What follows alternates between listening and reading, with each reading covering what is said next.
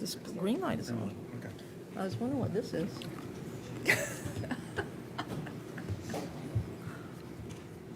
You can't hear me? Okay. I'll get closer. We're good now. Okay. Welcome to the November 13th, 2023 Charleston County Planning and Commission meeting. Please stand and join us for the Pledge of Allegiance. I pledge allegiance to the flag of the United States of America and to the republic for which it stands, one nation, under God, indivisible, with liberty and justice for all.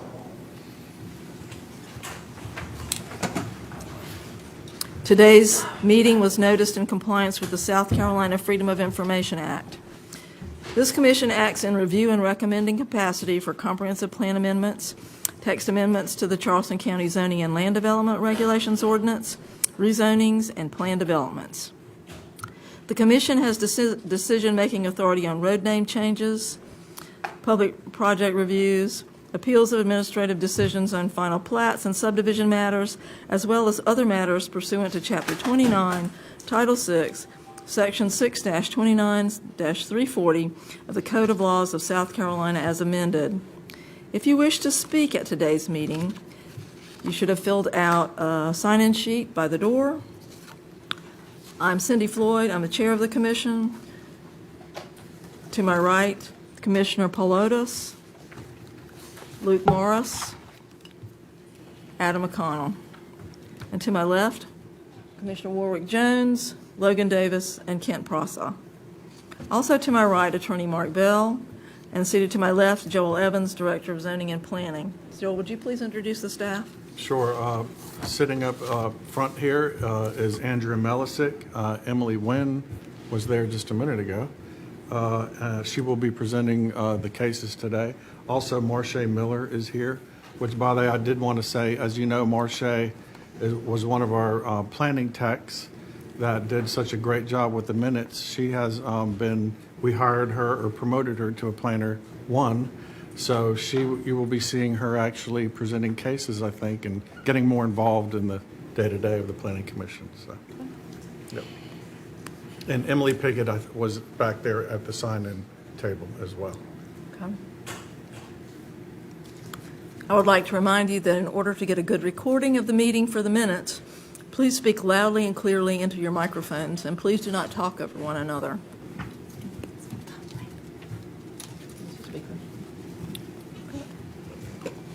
The first item on the agenda is approval of the minutes from the October 9th, 2023 meeting. Is there a motion and a second? So moved. Second? Second. Call the roll, please. Commissioner Logan Davis, Abstain. Chair Floyd, Aye. Commissioner Jones, Aye. Commissioner McConnell, Commissioner Morris, Vice Chair Pilatos, Abstain. and Commissioner Prosser. The ayes have it. The next agenda item is an update on the comprehensive plan 5-year review. Andrea Melichuk will give a presentation. We have one So we've speaker. finished up our Sign up for subcommittee meetings, and we'll be bringing you their recommendations along with the final draft of the plan to the December Planning Commission meetings for discussion and possibly a recommendation to council. Thank you. We did have one speaker sign up. Ashley Dane wanted to speak about the comp plan, I think. So,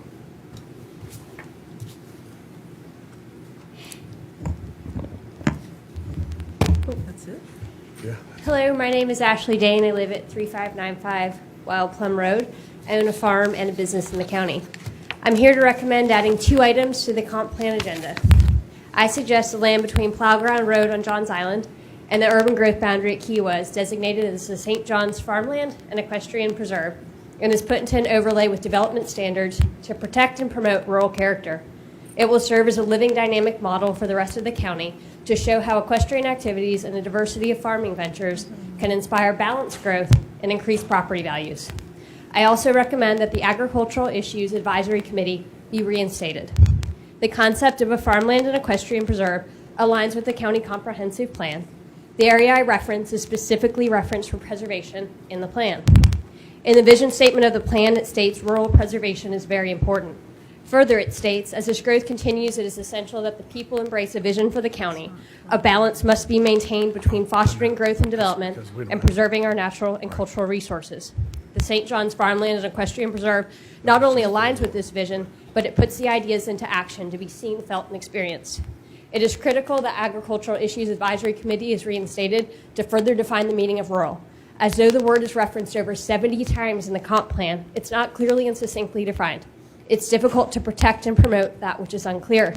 As preserving rural character is stated as a primary goal, it's reasonable and logical to have a board of experts to guide and to ensure success in action. The time to put vision statements into action is now. The community adopted the words in the comp plan, and the chance to preserve rural character is rapidly eroding.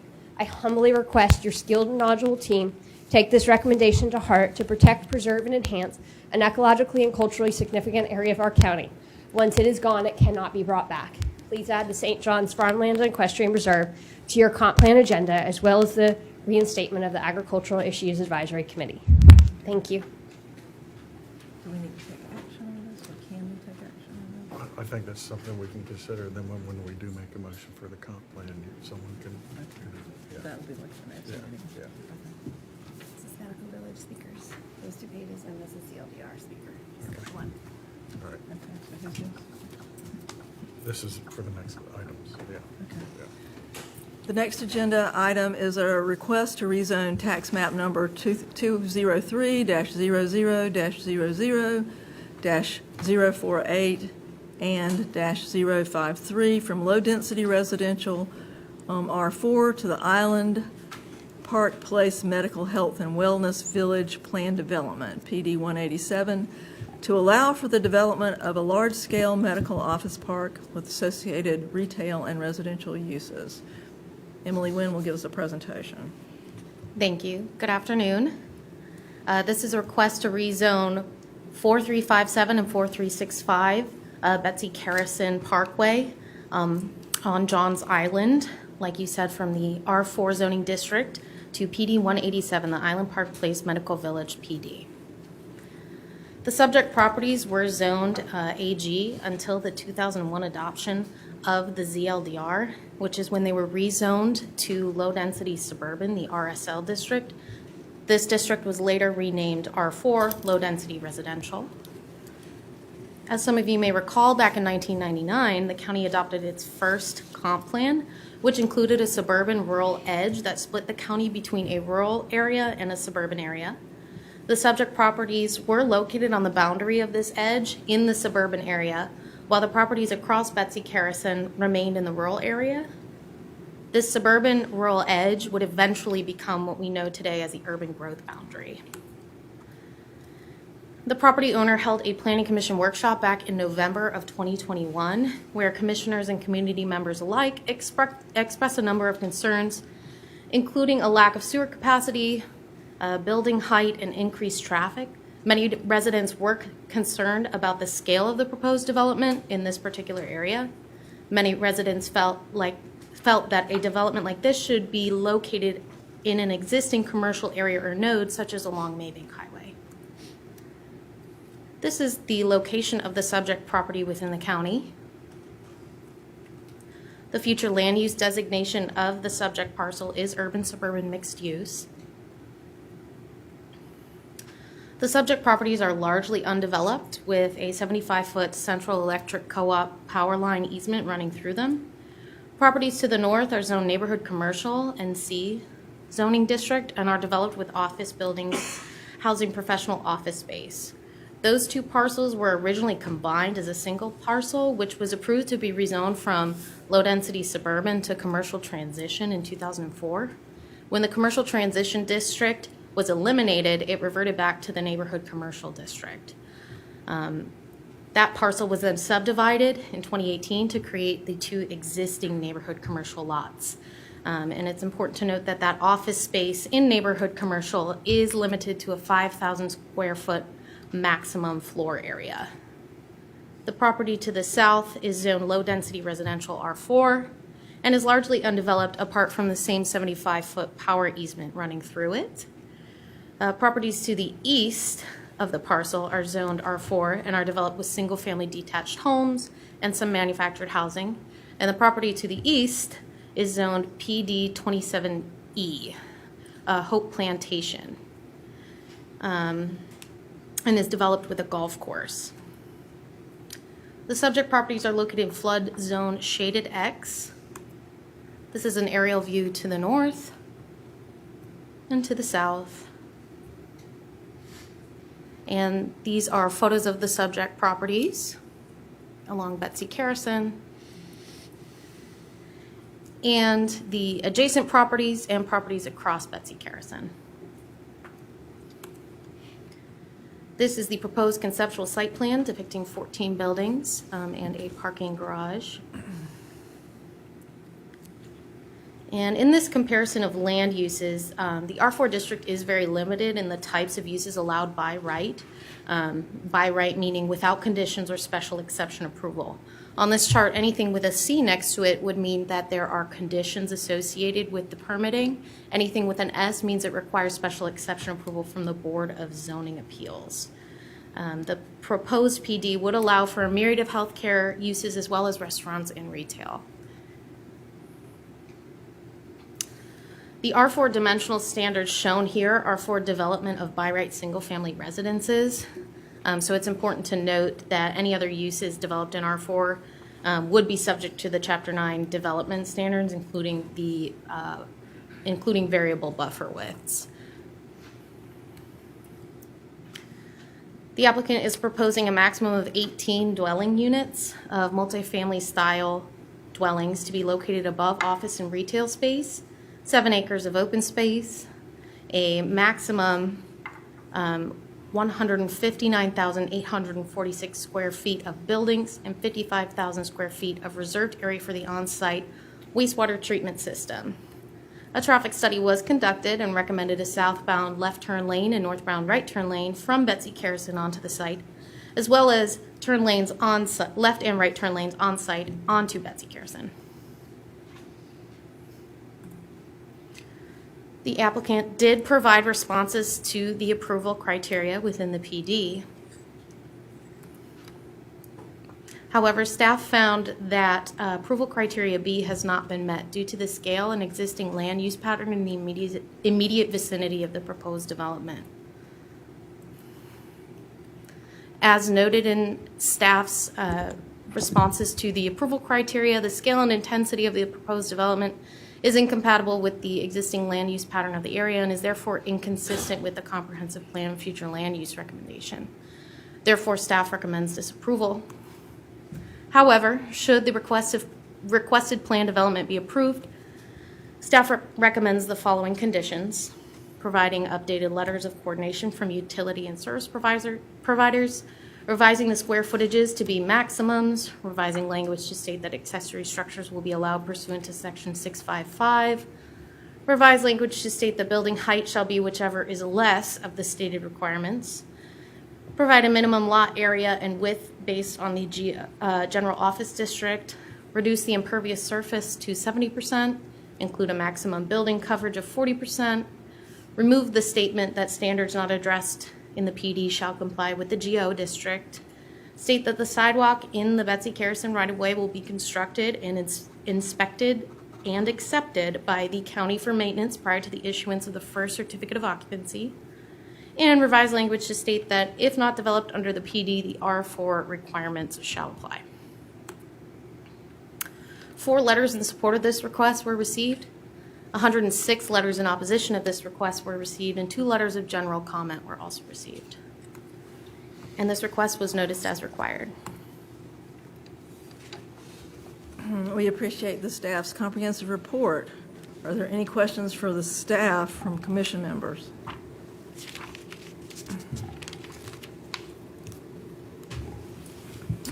Okay. Oh, I'll go. Staff recommended denial, it looks like. And I think the justification for that was that this development looks to be out of scale with the surrounding development, from what I can tell from public comment and from comments of staff. Understanding that the future land use of this area looks to be, I guess we'll call it urban, suburban, mixed use. Understanding there's not a lot of that existing.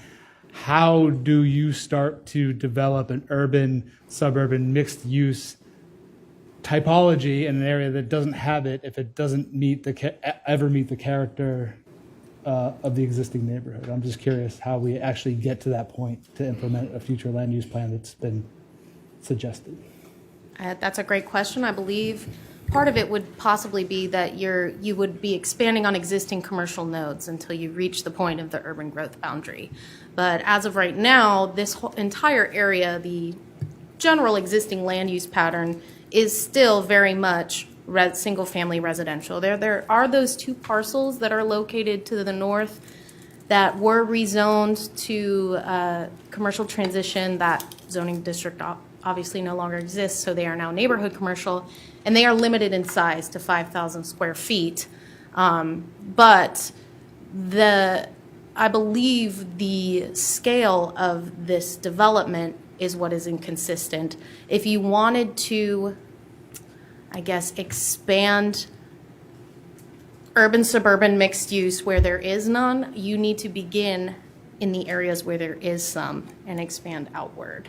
And Joel and Andrea, feel free to speak on that further. So prior to, I think it was the last update of the comprehensive plan, all the areas that you see that are zoned R4 for the most part had just a low-density suburban residential future land use recommendation that just talked about single-family residential, and that was it. During the update, we changed that recommendation. Can you pull that back up, that recommendation slide? To the urban suburban mixed use.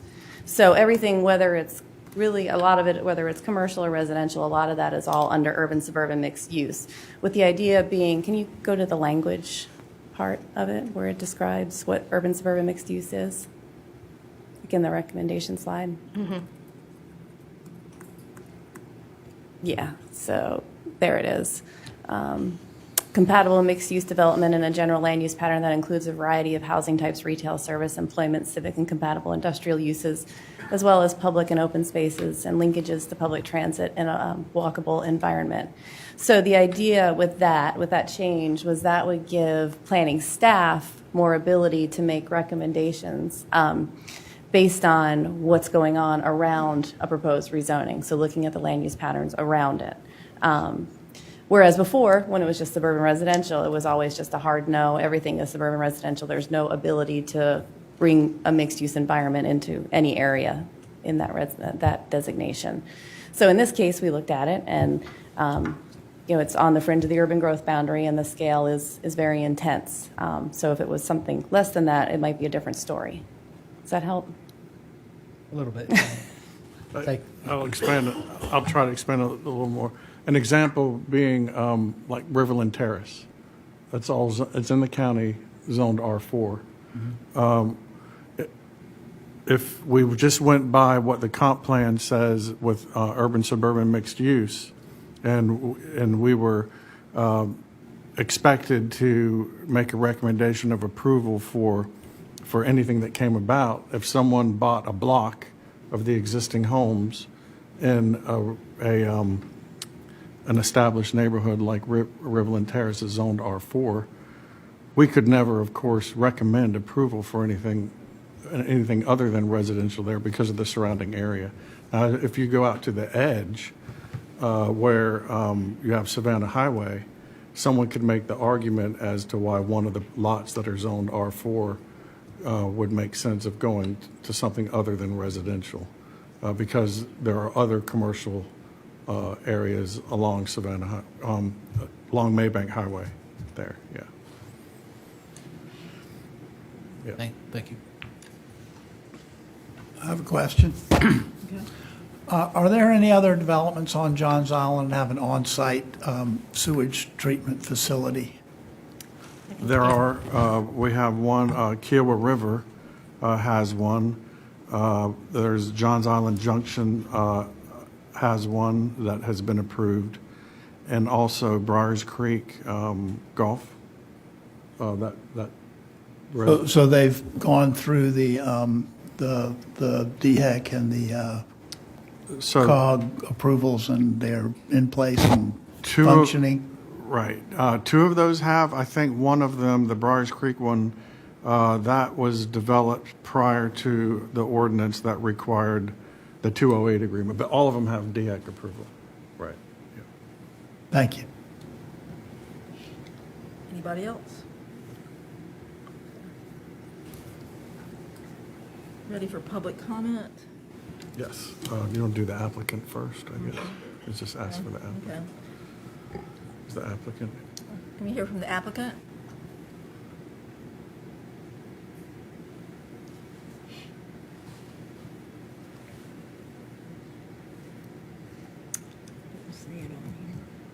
Yeah.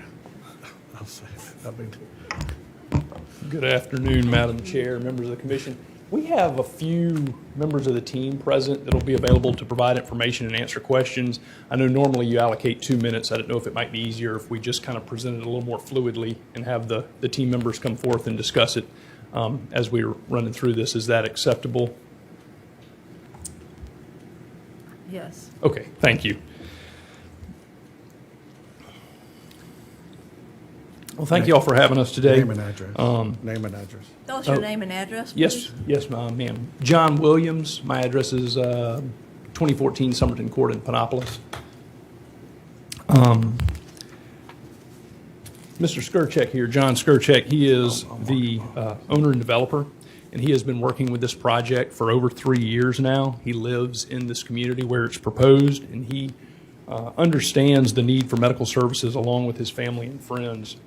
A little bit about this location. This is located within the urban growth boundary, as you heard, and it's been that way for 24 years. It's located conveniently near Kiowa Island and Seabrook Island and very near the Johns Island community. The hope for this project was to provide a much-needed service in the area, medical services, and to also redirect some of the traffic patterns. I think everybody that lives in the Johns Island and Kiowa Seabrook communities understands what a struggle it is to try to drive to the Mount Pleasant and downtown Charleston areas when you need to have a doctor's appointment or a specialist appointment. And the goal here is to check as many boxes as possible by providing those services and doing it in a way that's closer to where the residents live and to help alleviate some of the traffic concerns that are associated with that. This group last appeared before you about 2 years ago, and in that time, Mr. Skirchek, members of his team, have held over a dozen meetings with community members and leaders to try to get the feedback that you all requested that he do. The original plan that was presented to you all in 2021 included over 200,000 square feet of developable space. He listened to you all and the comments that were made in the community, different special interest groups, and he decided to reduce the footprint of this project. Initially, it was 18 buildings, and now it is 15 buildings. So he reduced 3 buildings from that footprint, and he reduced the developed square footage by over 20%. As proposed, it's a little over 159,000 square feet of space, down from the over 200,000 that you originally saw 2 years ago. This plan also preserves the vast majority of the grand trees, particularly those that are in good condition. It was a goal from the outset to make sure that we preserve as many of those as possible, and you can see that some of the buildings were reduced in size to be able to preserve those trees in their location. Additionally, along Betsy Carrison Parkway, those 2 buildings that are within that power line right-of-way are restricted in height to no more than 2 stories. The ones beyond that restricted to 3 stories, but that was in an effort to protect that Betsy Carrison Parkway corridor. An additional highlight, not just providing medical services that are needed in this area and hopefully alleviating some traffic concerns, but it also, by moving this project forward, we're able to eliminate the possibility that this gets developed as an R4 project, as it's currently zoned. That's a housing development that would be 4 units to the acre on a size of over 17 acres. I think in hearing from the community and different leaders and the people that have given us responses, nobody has been in favor of seeing a housing development on this site. Additionally, a website was created to provide some information about the project and allow people to go on there and provide their information or provide some survey data to tell the project about what they'd like to see or not see. We received over 100 letters that were given to our team and different council members outlining the services, the medical services that people would like to see in this area. I included over 37 of those responses to staff. I don't believe it made it into your packet, but I did want to highlight that for you, that there's a significant number of people in this community that are willing to come forward and state that the need is there and tell exactly the services they believe that are needed.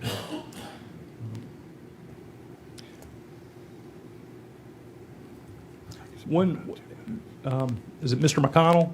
I believe you raised a very important question about how do you develop a site that is within the urban growth boundary prior to growth getting to you? And if the requirement is you have to wait until all of the parcels between you and those commercial nodes or that town center get developed, well, seems a bit odd. And what I would say is, while there may be some less intense zonings or developments around this property is about 5 parcels away from the Kiowa Town Hall and the fresh fields. I mean, you're very close to some areas that have already experienced that development. So we're not talking about a location that's miles and miles out into the country. This area is obviously within the urban growth boundary.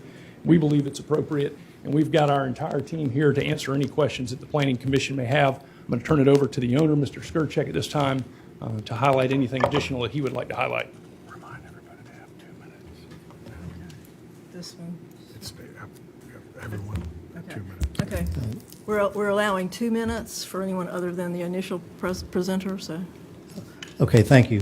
Good afternoon. On behalf of our team, we'd like to thank the Planning Commission for having us today on this important project for the community.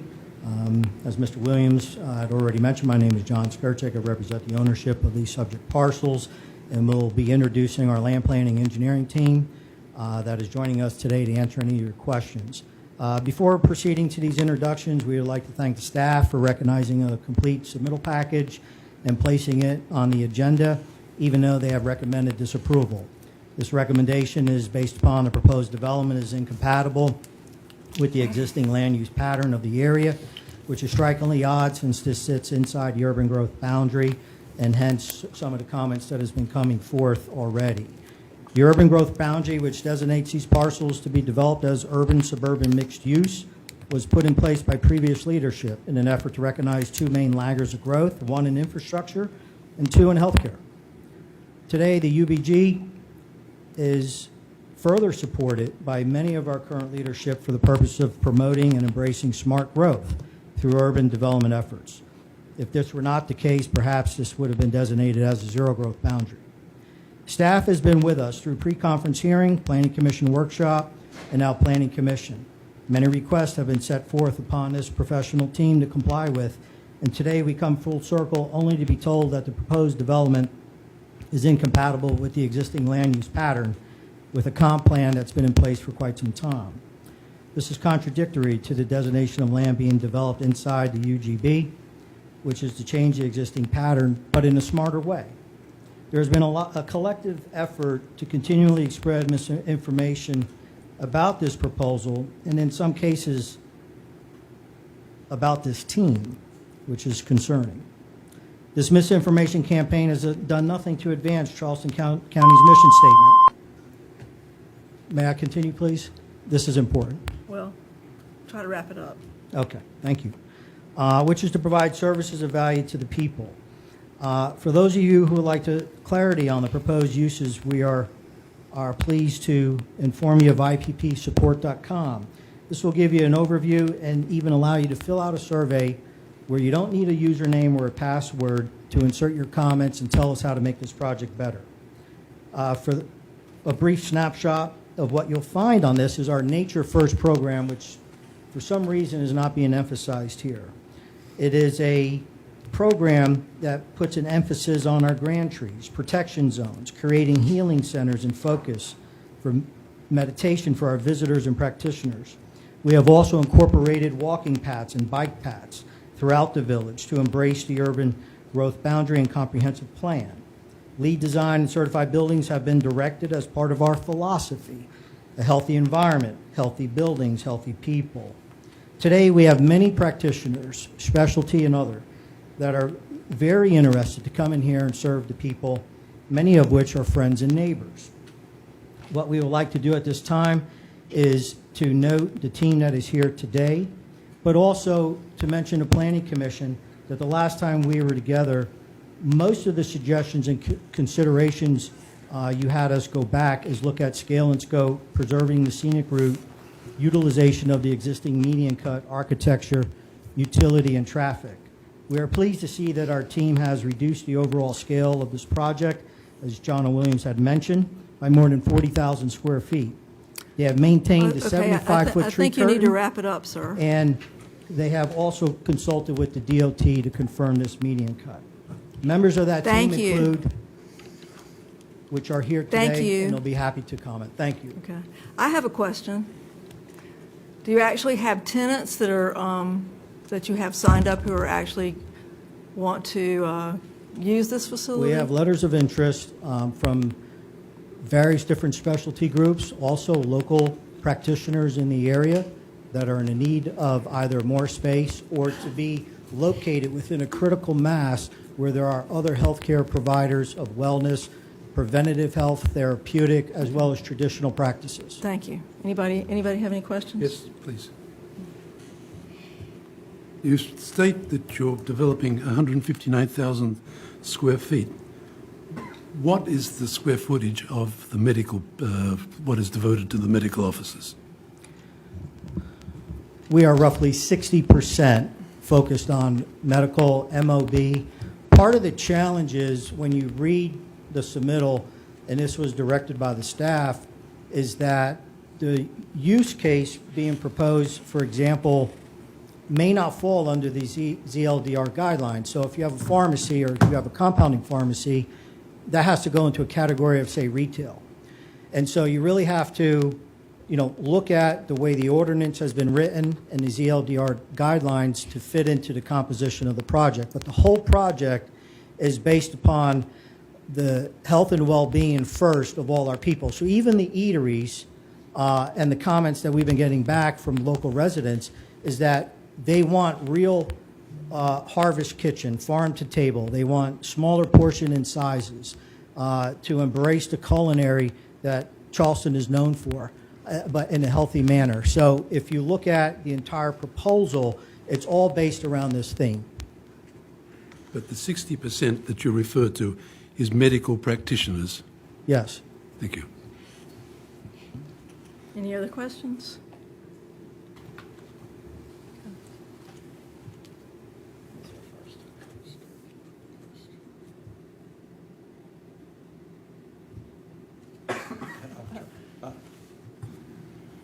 Michael Heidingfelds, yes. There you go.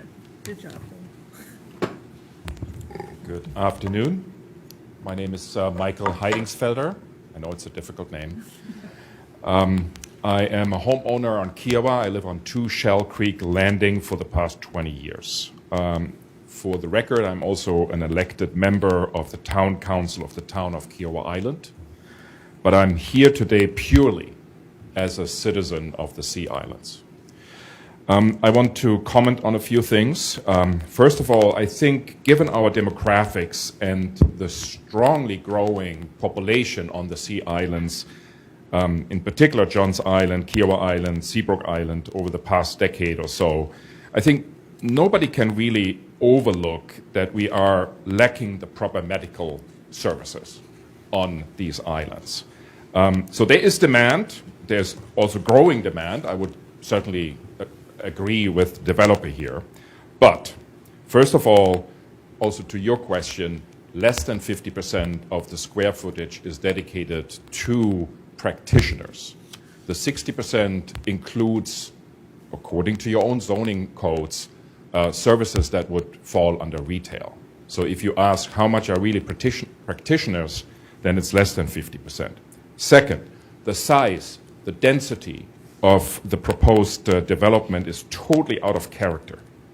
Number 3, please don't forget, we have the MUSC building that is going to be built in Freshfield starting early next year. This is approved, it's proceeding, financing is done.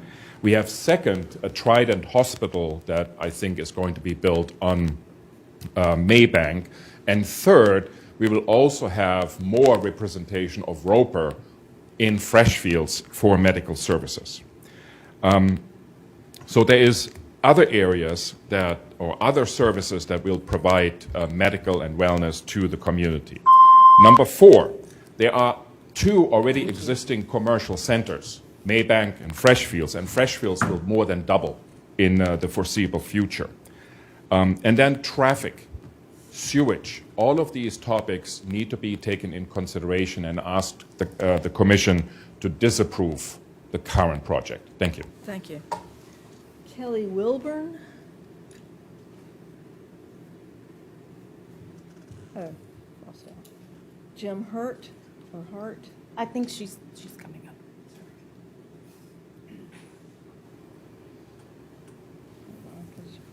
Hello, and thank you. My name is Kelly Wilburn. I live at 539 Marywood Drive in Charleston.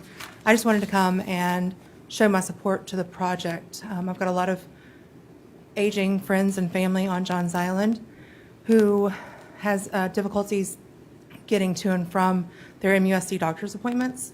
So I'm just here to represent them and their voices that couldn't be heard today. So thank you for your time. Thank you. Jim Hart or Hurt? Jim Hart? Oh, sorry.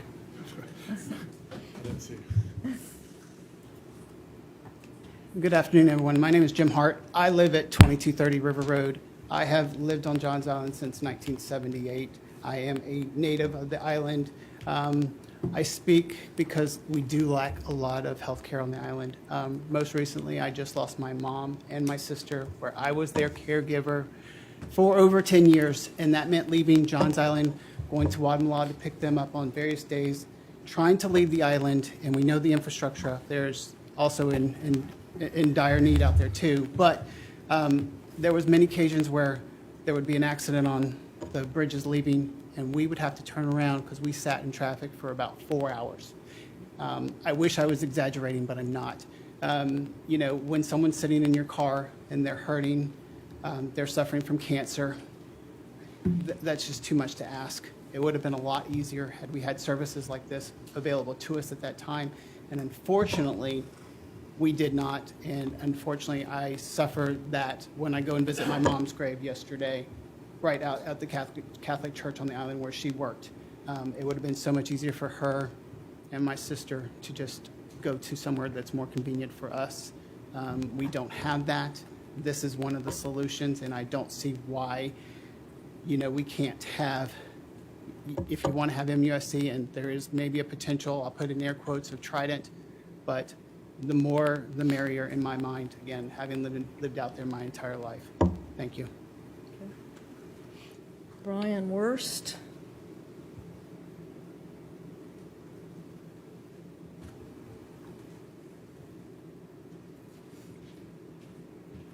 Morning. My name is Brian Worst. I live at 1236 Myrick Road in Mount Pleasant.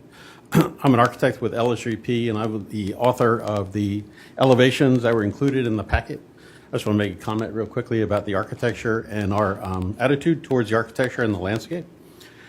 We certainly abide by the notion of the 35-foot tall buildings and/or two stories. We're closer to the road. One bit of clarification: that is not a parking garage. It's actually parking under a building. There is no structured parking on this site.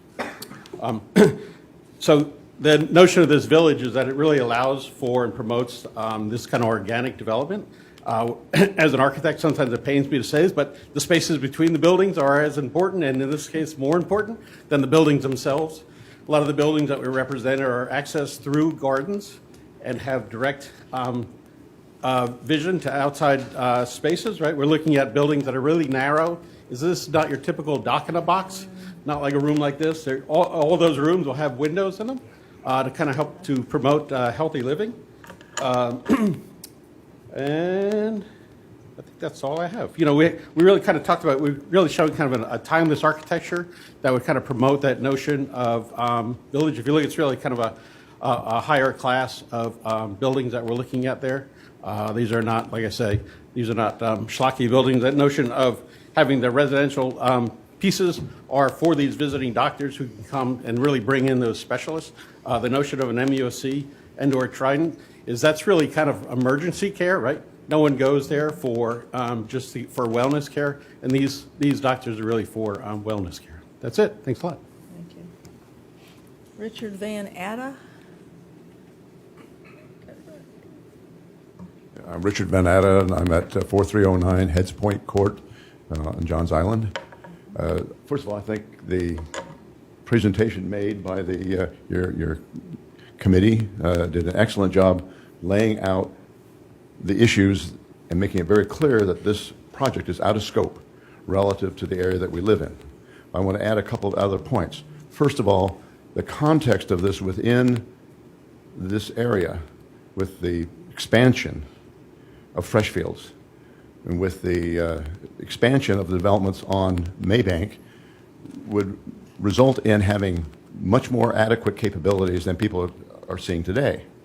To have an additional place which would take land that is adequately laid out for R4 and turn it into another highly dense environment on the scale and scope of Freshfields makes no sense.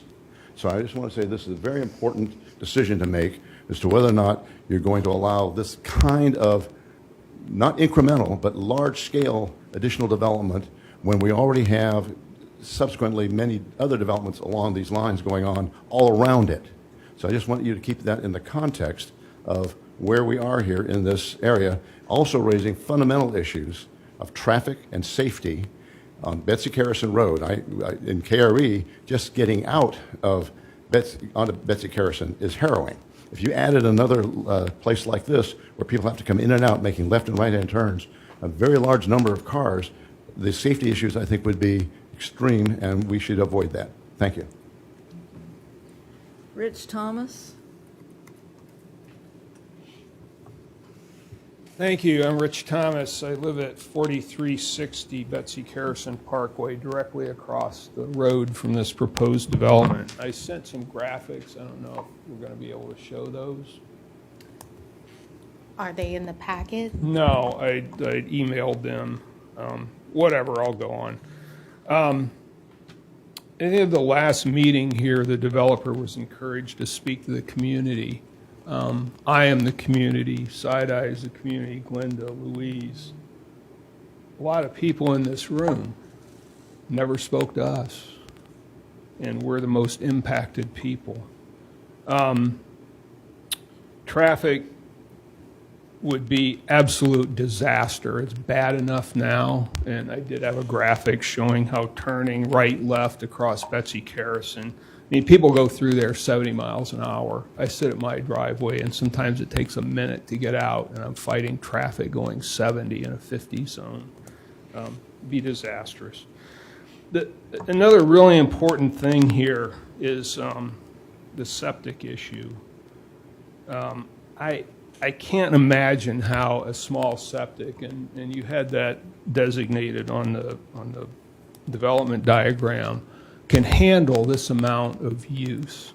Now, the other part of it is, if you look at the hydrology of the area, a lot of that site, those lots, are wetlands. So it would require fill and build, which is going to make more impervious area. And the USGS, if you look at the runoff map, surface runoff, it comes right across the road.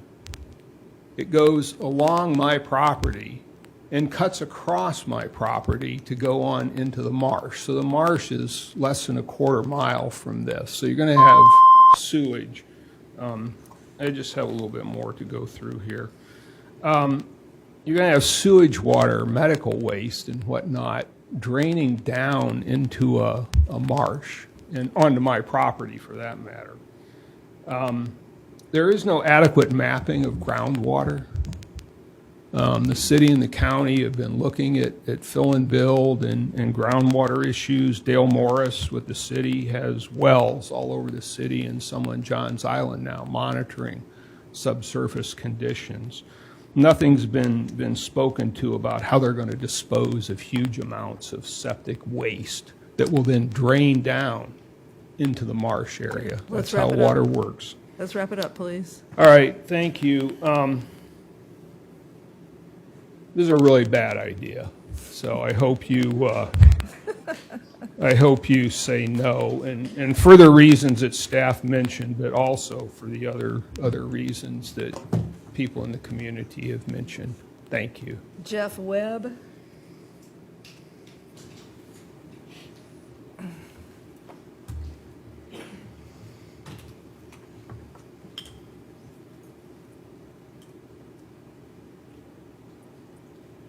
Good afternoon, Commissioners. Jeff Webb, 1226 Yeamans Hall Road, Hanahan.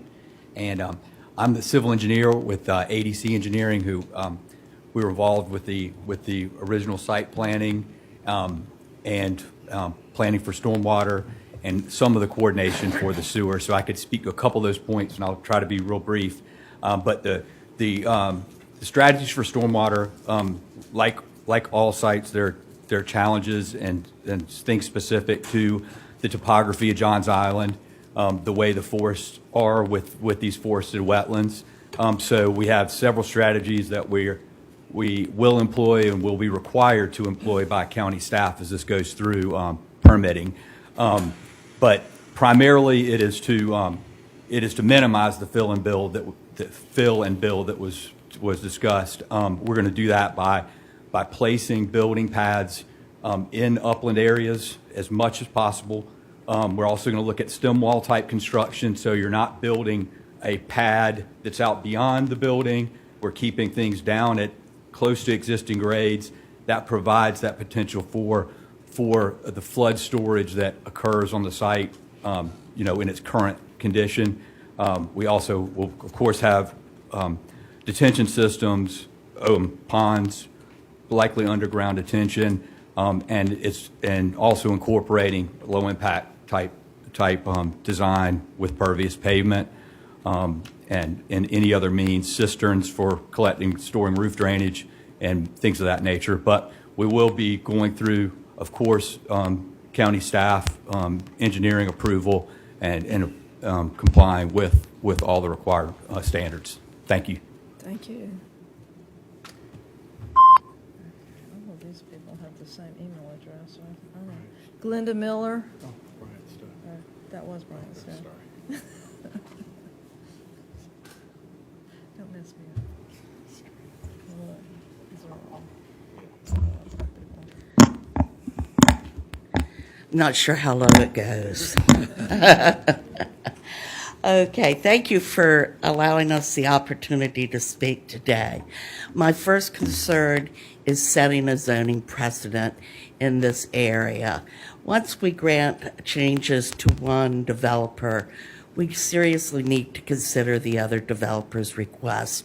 And that just leads to more development, more impervious surfaces, and more flooding. The owners mentioned that they have a lot of strong support, particularly for Kiowan Seabrook.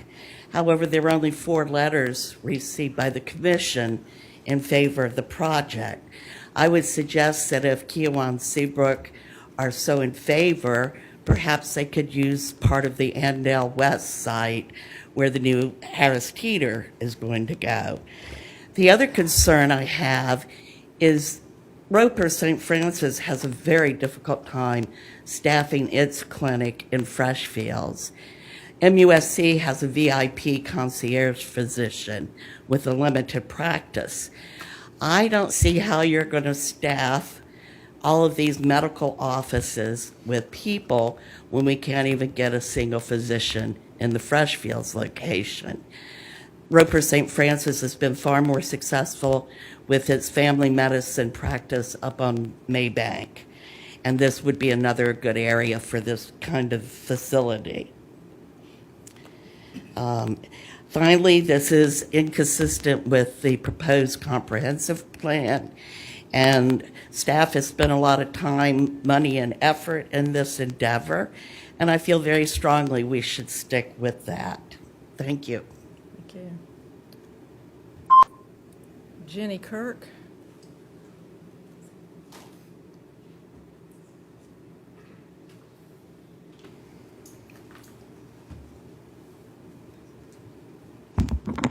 Good afternoon.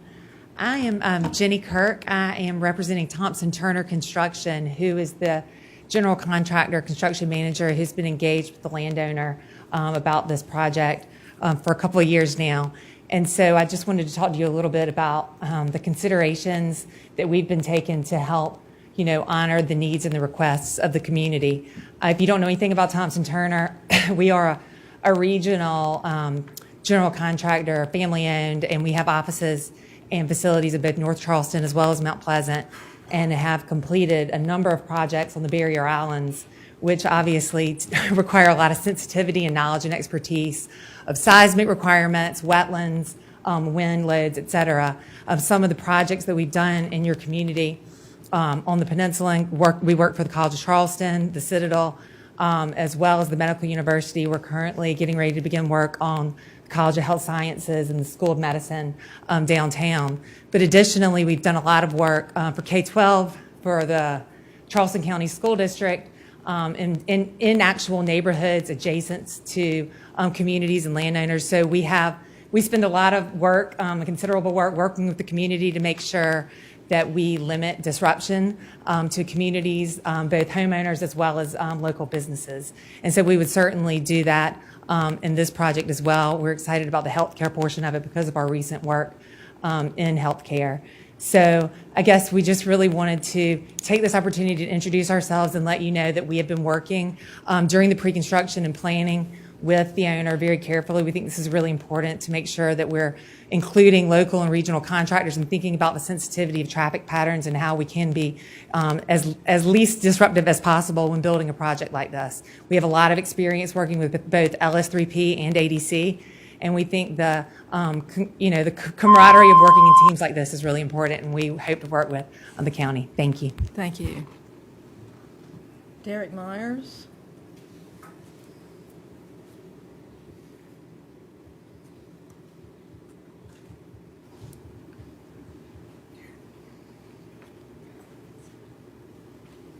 Yeah, my name's Derek Myers. I'm with Newkirk Environmental. We've been working on this project for Your now. address, please? Ma'am? Could you tell us your address? Oh, I'm sorry. 760 Lake and Heath Drive, Mount Pleasant. We've been working on this project for nearly 3 years. We were responsible for mapping out wetlands, trees, and that kind of stuff. The project as planned does have some impacts to wetlands. Those, I think that was a big concern. The remaining wetlands on site will be go under preservation, will be preserved as part of the project. The wetlands that are impacted will be mitigated, more than likely using mitigation credits within the watershed. So those will be taken care of. Trees, I think they talked about the importance of saving the grand trees and especially the ones that are high quality. Thank you. Thank you. Jennifer Beal. I pronounced that right.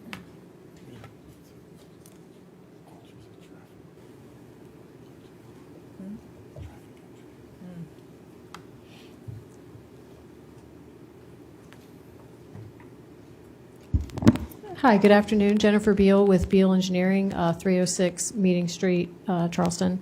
We're the traffic engineer for the project, and so we perform the traffic study based on standards that are accepted by the county and DOT, and have come up with the recommendations that were stated in the staff report for additional turn lanes. The intersection would be different than it is today. Obviously, it would be there'd be turn lanes kind of turning in and in from the north and from the south as it moves forward. But I'm here to answer any questions you may have related to the traffic study.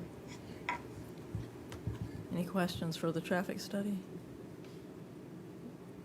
Thank you. Brian Worst.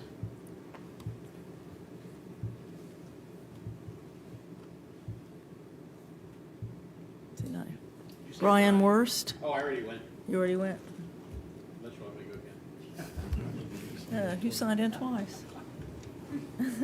Caleb Rogers.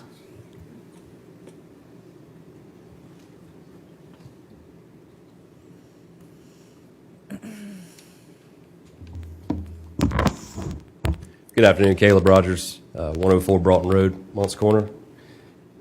So I work for the wastewater consultant that has been working with Mr. Skirchek the past 3 years to evaluate options and look at on-site solutions for this project.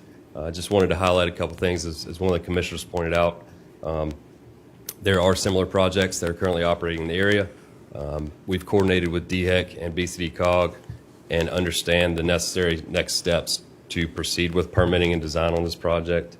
The project will be permitted, proposed would be permitted under wastewater treatment standard 6167 with DHEC and land application standard 61-9.505 with DHEC, and also coordination with BCD-COG. Again, just for everyone's information, there's currently 2 operating systems within 5 miles, 4 if you consider Seabrook and Kiowa Island utilities as part of those same style of wastewater treatment plants, if you will. A system of this scale and size would be operated by licensed DHEC operators, and groundwater well monitoring would be required for a system of this site and design. So that would be taken into consideration should design move forward. And as far as planning the site, just wanted to point out that the geotechnical work and soil classification work was completed prior to actually planning the current plan location and area for the wastewater treatment area. And I'm happy to answer any questions if you'll have any more later on. What entity would actually manage the wastewater treatment? That it'd be a licensed firm in South Carolina, so someone that has DHEC licensed And who wastewater would, operators. and who would hire that firm? It would be the owner that'd be responsible for hiring that firm. And is that different from the developer, or is that the same person? That's to be determined. I mean, we're too early in this project to know at this point. Thank you. Anybody else? Okay. Louise Bennett?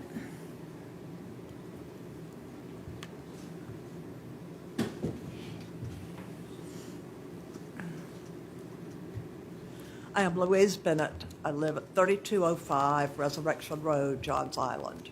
I've lived on Johns Island for over 40 years. First, there are 2 or at least 3 more viable locations for this. Fresh Fields or Central Johns Island, or now there is a new development at the corner of River and Betsy Carrison Parkway. Furthermore, I'm probably one of the few people other than the developers who've walked over this property. To cut 12 grand trees does not answer the question of how many grand trees will be left. My estimation is not many. Most of these trees on this property are pines, maples, and sweet gums, because 50 years ago, the property used to be tomato fields. Secondly, 2 acres of wetlands are to be filled, which I do not agree with. The wastewater project or sewage treatment plant, whatever one wishes to call it, is in the yards of 2 neighbors, the Nelsons and the Rosarios. I mean, these people will certainly be impacted. The idea of a parking garage on this property is rather horrifying, most distasteful to many of us.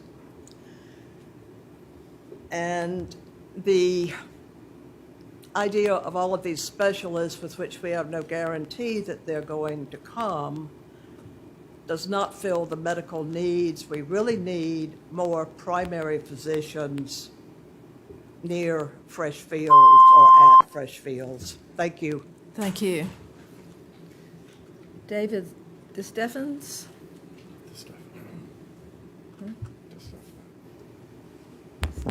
David DiStefano, 31 Burroughs Hall, Kiowa Island. I'm here speaking personally. I'm also a member of the Kika Community Association's board. I have a number of concerns. One, with respect to the MUSC facility, they failed to say that this facility is 50% an emergency room, 24/7 emergency room, which is desperately needed. 15,000 square feet of that facility is going to be medical office. And they've presented to us some of the specialties that are going to be there: ENT, rheumatology, oncology, et cetera, as needed. And that's quite a bit. Another thing that I want to mention, I've lived on Kiowa now for almost 10 years, and I'm fairly active in the community. Most of the people at Kiowa, and I know at Seabrook, they go to their doctor. They don't go to a location. If this facility comes in here, I'm not giving up my primary physician, et cetera. And I think that's most people. Secondly, they talk about traffic. Most of Johns Island, that's closest to this facility, is very rural. Now, you're going to have the Trident facility built on Maybank. That's a 57-acre parcel. That's going to be quite a project. In order to get enough people to this 140, 59-square-foot facility, people have to come from Johns Island South to us. It's a dead end. People from Johns Island don't want to come in that direction. There's nothing there for them. Most of them go to work the other way, and they'd be going that way to shop, et cetera. That additional traffic, in order to get enough customers, I believe they have 500-some parking spaces in here. That amount of traffic, if you need that many parking spaces, these people have to come toward Kiowa and Seabrook. And those roads now are practically in failure mode. The traffic is a nightmare now, okay? Just having turn lanes crossing is not going to do it. So this facility is too big, and obviously I'm opposed to it. Thank you. Bradley Belt.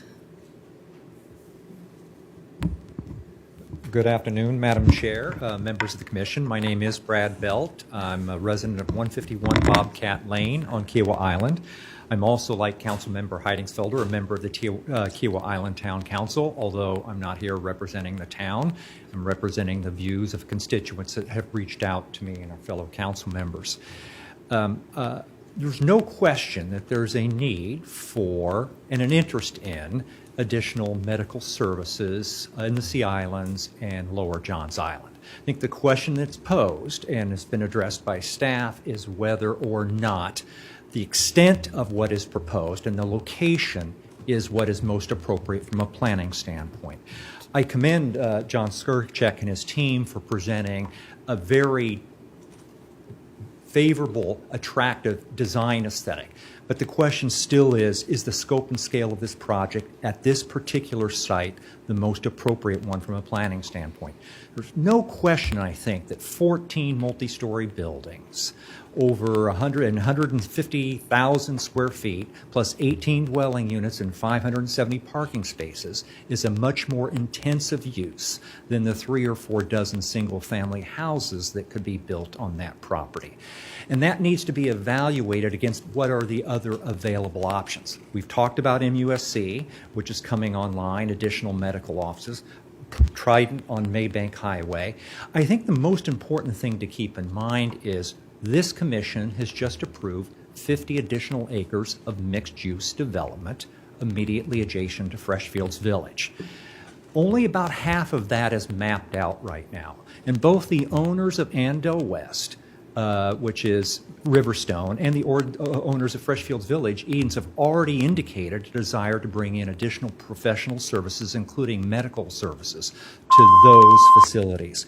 Our hope is that the Commission will take into consideration the bigger picture issue and not just make a determination that because this is within the UGB, that every property within the UGB should be developed as mixed use. We have a new 50-acre mixed-use development just down the road. Let's maximize that first before we start expanding out further. Thank you. Thank you. Side-Eye Limehouse.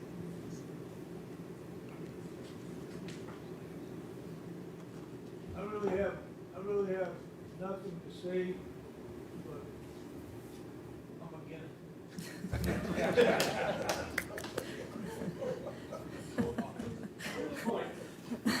Linda Hardy.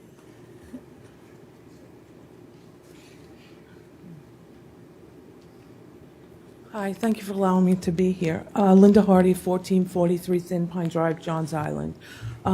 First, I'd like to say that a lot of the people that spoke today have a financial interest in this project. They don't live here. A lot of them said they live further away, and they have a financial stake in having this approved. I personally am opposed to this. Just because I'm going to speak more on the medical end, but I want it known that taking down 12 trees or any trees and covering over wetlands, I'm definitely opposed to. The traffic changes, just because you put in turn lanes doesn't mean there isn't going to be a traffic light or something else there in the future. And the sewage treatment plants that were touched on are the ones that we have on Johns Island. Someone mentioned there were 2, and then possibly a 3rd coming. Are they on private property? If one is in Kiowa, that's a gated private community, so is that where that is, as opposed to public land? And do any of those handle medical waste, okay? On the medical end of things, is having a facility there that's not staffed 24/7 as an emergency room going to decrease response time? It's not going to medically help anybody that's having an emergency at the time. I think that needs to be addressed by how a firehouse is staffed and how we're able to respond to an emergency on that end of the island as opposed to any place else. They were also very vague about who's going to staff this building. Is it going to be MUSC? Is it going to be Roper? Is it going to be Trident? Who says what physicians we need? They also said that who determines what the need is? Do we need 10 dermatologists in there, or do we need internists? What is it that's going to be in there? Like one of the gentlemen said, I'm not going to change my physician to go to that side of the island. They mentioned the traffic. How much traffic leaving the island in the morning is really people going to doctors? Most of us leave the island to go to work. There aren't that many of us that leave to go to the doctor. I don't think a majority of our traffic is coming from that. Thank you very much, but I am opposed to this project. Kali Fagran? Okay, sorry. Yeah, Kali Farah. I'm here on behalf of the Kiowa Conservancy, 80 Kestrel Court. The Kiowa Conservancy is an accredited nonprofit land trust. We're not against all development. We're just more so for the right development. We are in opposition of this rezoning for multiple reasons, starting with the habitat loss and fragmentation of wildlife corridors. We know that we can't conserve all the land on Johns Island, but you could have a good argument that homes on this site would be much less of an impact on the environment than this medical village will. Also, there's 2.5 acres around, so that would be filled in of wetlands that we've heard about. Freshwater wetlands are really critical, and we're just losing those at a rapid rate. I don't think we need to lose any more. Possible pollution from the septic systems in a fragile ecosystem. Yes, it would be built to the standards, but we've seen those standards fail time and time again, especially in James Island Creek. Increase in stormwater runoff and potential impacts on local water quality. And then, as mentioned earlier, this could be certainly a likely springboard to more dense development in this area. Johns Island and this area in particular is very unique. It's a beautiful, rural, vibrant community, and we don't want to disrupt that. Thank you. Thank you. Lee Cobb?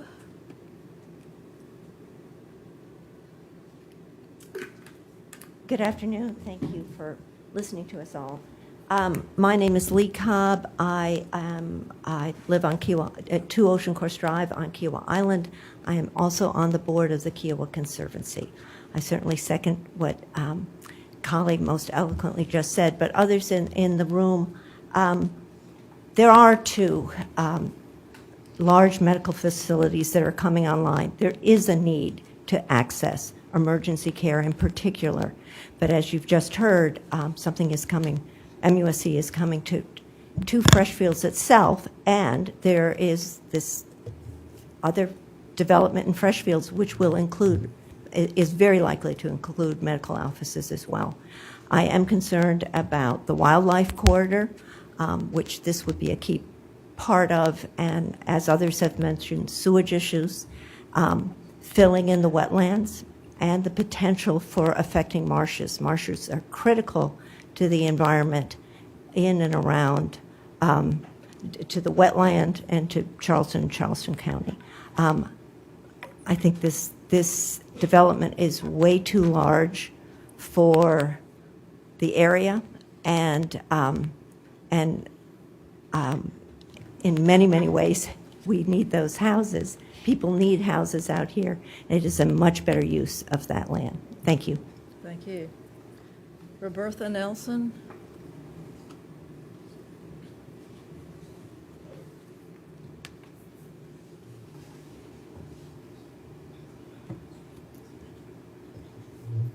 Okay, my name is Roberta Nelson.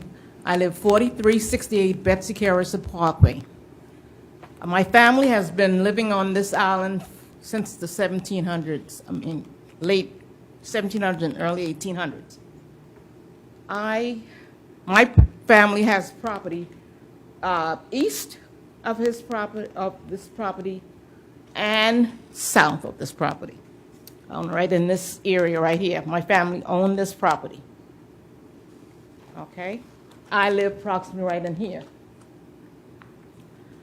I noticed lately that the area has been dried up. I don't know what happened.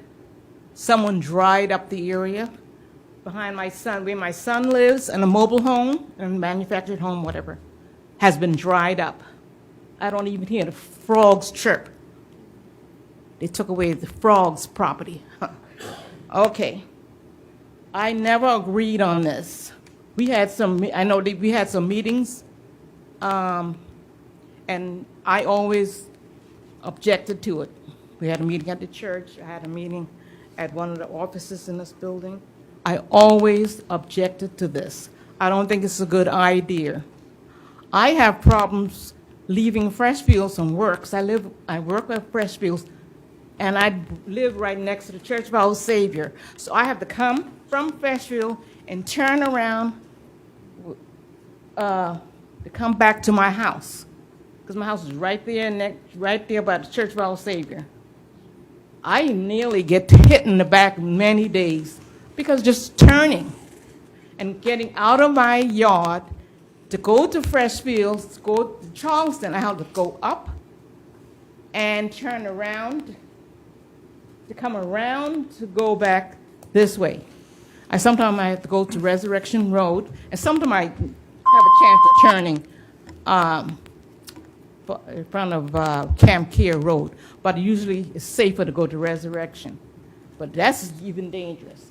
That area is dangerous, and you know, the properties have been tampered with, and the trees have been removed, because my son lives back there in a manufactured home. He heard a lot of buzzing of saws and everything, waking him up early in the morning. So I object to this, and this is going to bring more and more density to this area. Thank you. Greg Custer? Hi, I'm Greg Custer at Blue Heron and Kiowa. Like was mentioned earlier, within about a half mile of this property will be an MUSC facility going up, starting very shortly. And one thing that people haven't really talked about is the financing of a project like this. You have potential recession coming on. You're seeing interest rates start to increase also. One or both of those could impact this project since it hasn't started yet. I know from the fact I have been involved in the past, my family's been involved in the past with the senior management of this thing, and we had a problem because of financing. But if this does proceed like is proposed, and for some reason the project does not come to fruition, I would strongly recommend it revert back to R4, no matter what, instead of going to the general zoning. That's all I have to say. Thank you. Thank you. John Zolgar?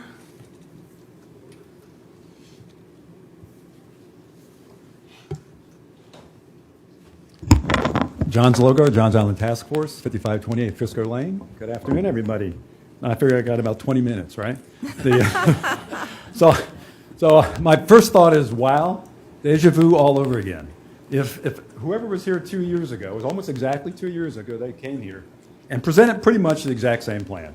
The difference was, and by the way, just as many people from Kiowa and Seabrook and Johns Island protested. The difference is that last time, if you remember the site plan, who you were here, they forgot to show a waste treatment plant, and they forgot to show enough of parking, and they forgot to show enough of retention ponds. So, making lemonade out of lemons, they graciously reduced it by 20% the square footage because they had to actually meet all those requirements. So what we have there now is still 10 pounds in a 5-pound sack. In order to get that, they got to fill in up to 2.5 acres of wetlands, right? And in terms of the issue about mixed use, yeah, there's mixed use along Johns Island, right, along that road. It's a little restaurant here, a little something there. It's very much in scale of the rest of the island and the rest of the road there. So, the density, if you look at that site plan, you really look at that site plan, that is something as dense as you'll see almost on the peninsula, okay? That is way out of scope in terms of the scale and the density that you find any place else on Johns Island, any place else. So it's not a matter of we want to incrementally add a little bit of, a little strip mall here, a little 5,000, 10,000 square feet. This is a huge, huge development, okay? Totally inappropriate for the location. In terms of the traffic, what was it, 580 some parking spaces turned over multiple times a day compared to 53 houses, at most 53 houses, I think the number was. I mean, come on, the amount of traffic this is going to, Miss Beal will tell you there's no problems, but everybody that lives along there has already told you there's already problems. Adding this high density is going to cause that much more problems. In terms of talking to the community, 2 years ago, the developer, after this meeting, was told to go talk to the community. You heard some people that lived right across the street, never talked with them. Never talked to the Johns Island Task Force. Okay, so and there was a woman that basically said, I lives right next door to them, and when they did talk to her, what did they say? What did she say? No. So how do they modify this if they didn't talk to anybody, or all they heard was no? So basically, what you're seeing is the same development that you said no to 2 years ago, and it's just been reduced a little bit because of the constraints and the stormwater constraints and wastewater constraints. So I really, recommend that you do the same thing you did 2 years ago, and you say no, and you let it go to the county council, and we'll work with them too. So thank you very much for your time. Thank you. All right. The discussion is now closed to public comment. Is there a motion and a second from the commission? There's one gentleman.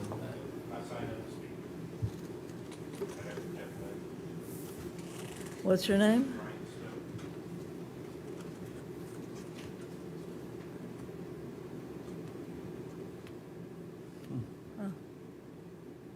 Oh, right here. Yeah, that's the What? Brian Stone. You checked. I checked you. Okay, go ahead, I'm sorry. I checked you off, but I guess you didn't speak. That's the one you said. Hmm? That was the one you said. Yeah, that's Brian Worst. Bryant Stowe, landscape architect with ADC Engineering, 1226 Yeamans Hall Road. I've been involved in this project the last couple years for the land planning portion. I'd like to discuss the trees and anything else you have questions on. As far as the grand trees, we are not removing any B-grade trees. We have no A-grade trees.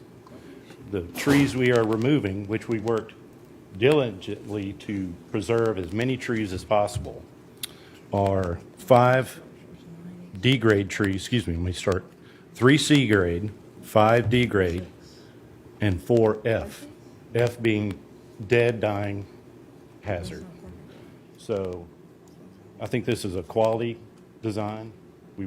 Our teams work very hard on this.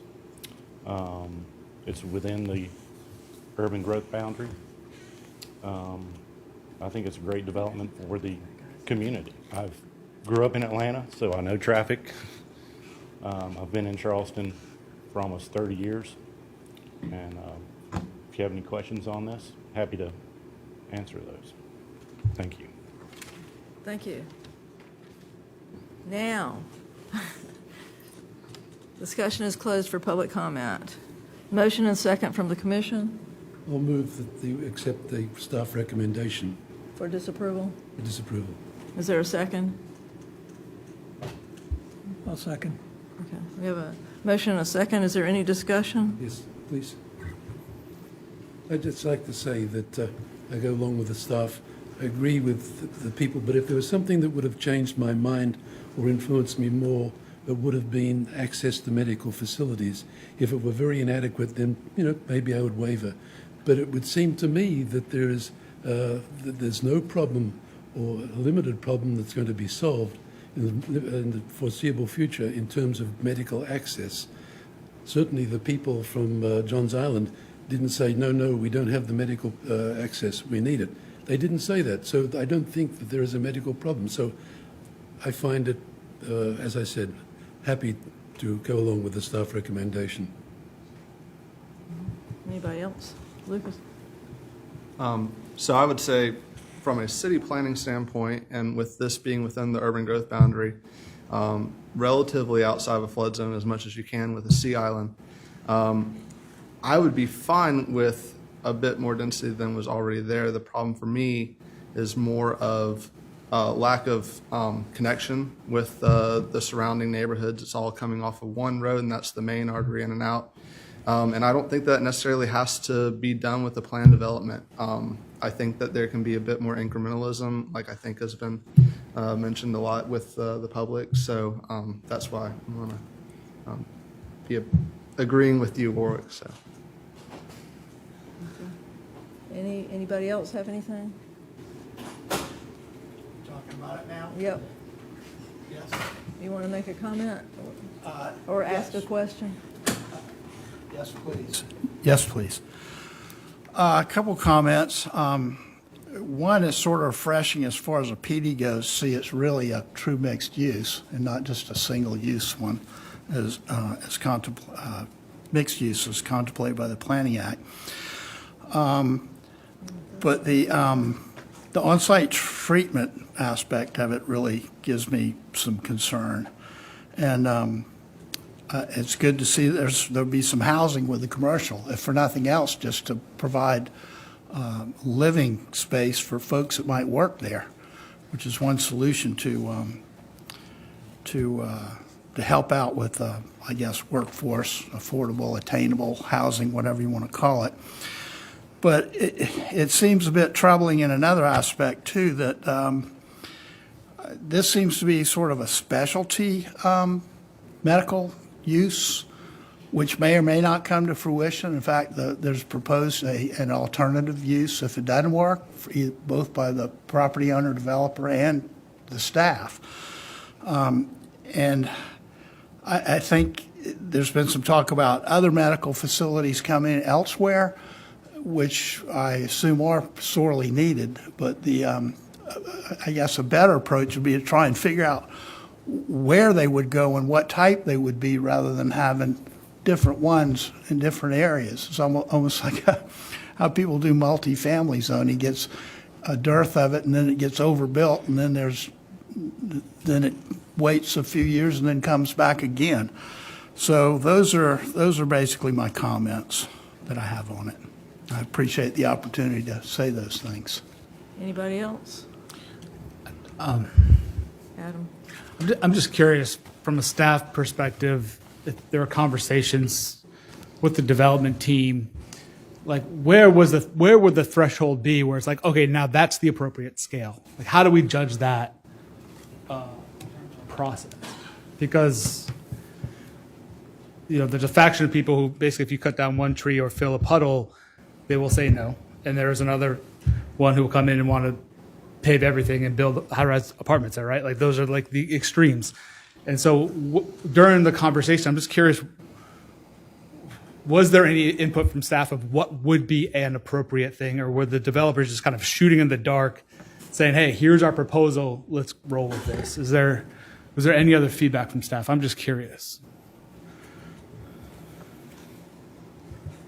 So, back in November of 21, when the developer was here, they heard that the scale was too much. So they heard that then. So what we normally do is just work with them for compliance with the ZLDR. We understood from them that the plan that they have now is the one that they wanted. What would be more in scale? The answer to that is more of what's zoned neighborhood commercial above it. And at the time, that was zoned transitional commercial, which was limited to 5,000 square foot building sizes on the lots.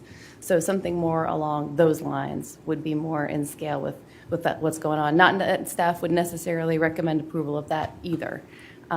So that's normally how we work with applicants. So those are smaller buildings on smaller lot sizes, right? Here we have 17 acres or whatever it was, right? And so there's a natural tendency to scale there with the requirement that we have on-site wastewater treatment and so forth. There's some level of which that's manageable, I guess, probably.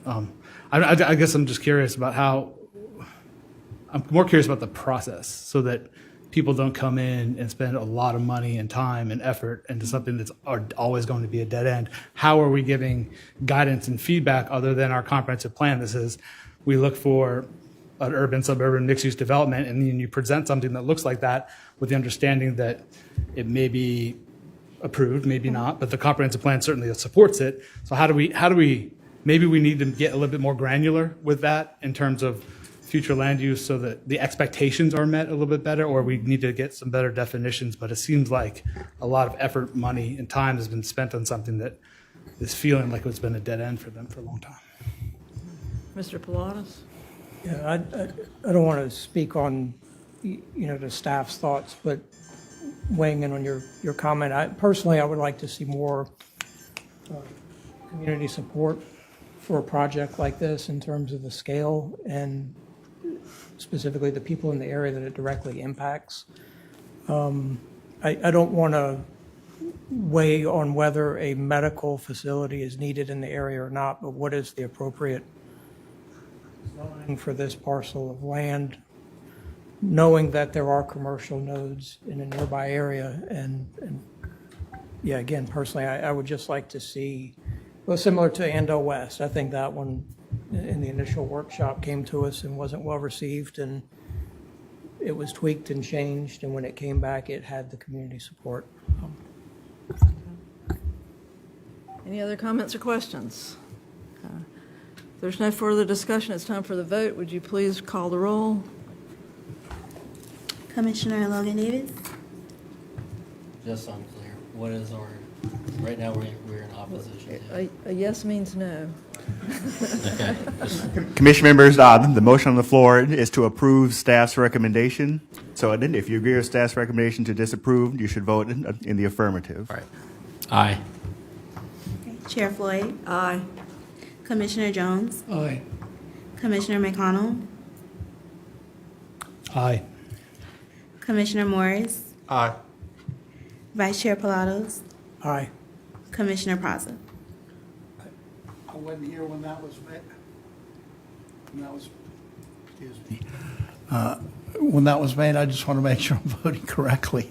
The staff recommendation would be to deny the proposal, and also included in that if it were approved, that there would be other recommendations that would go along with it. Is it okay? I vote to support that. Yes, aye. The ayes have it.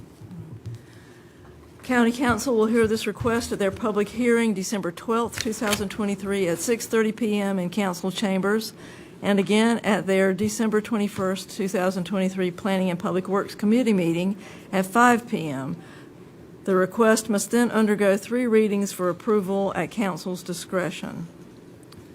The next agenda item is a presentation on information regarding proposed amendments to the zoning and land development regulations ordinance that were discussed in the October Commission meeting. First, we will hear from staff about information regarding tree removal and mitigation for public initiated projects. Wait a minute for everyone to leave the room. Okay. We can wait for everyone to, now that the, I need to move on to the next thing.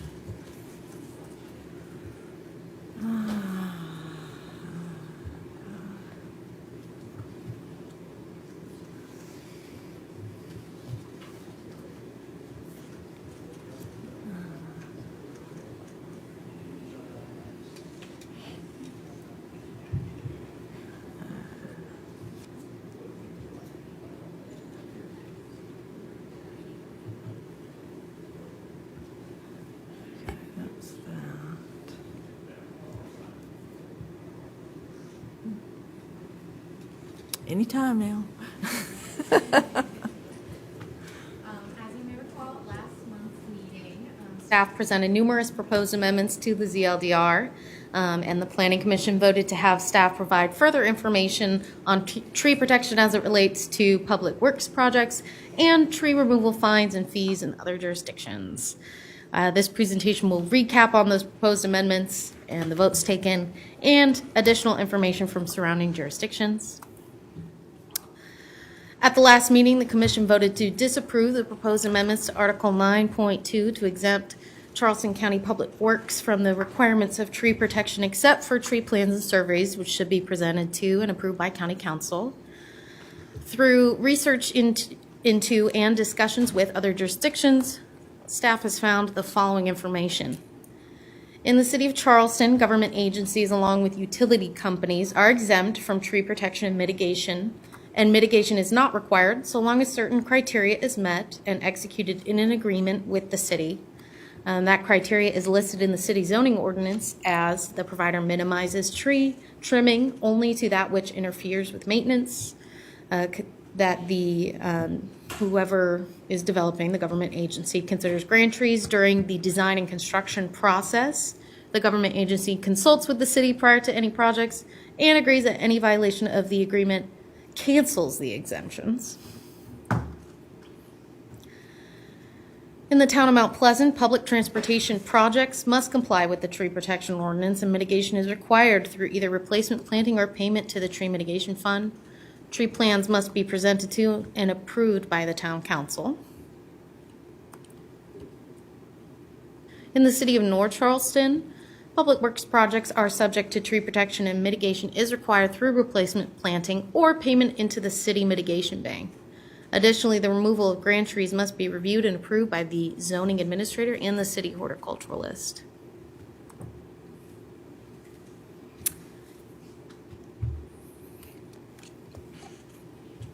If y'all have any discussion, followed by public comments, now's the time.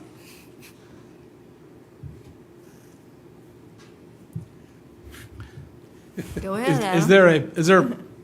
Is the proposed language the same as it was last time? Has You- that changed at all? I can't No, so remember. you already took action, so these will be going to public hearing, but you did vote to determine how other jurisdictions handle, particularly mitigation, if I recall correctly. There was a pretty lengthy discussion about should the Public Works Department be required to provide mitigation. So we just wanted to give you this information on what other jurisdictions do with regard to mitigation by the Public Works and other government agencies.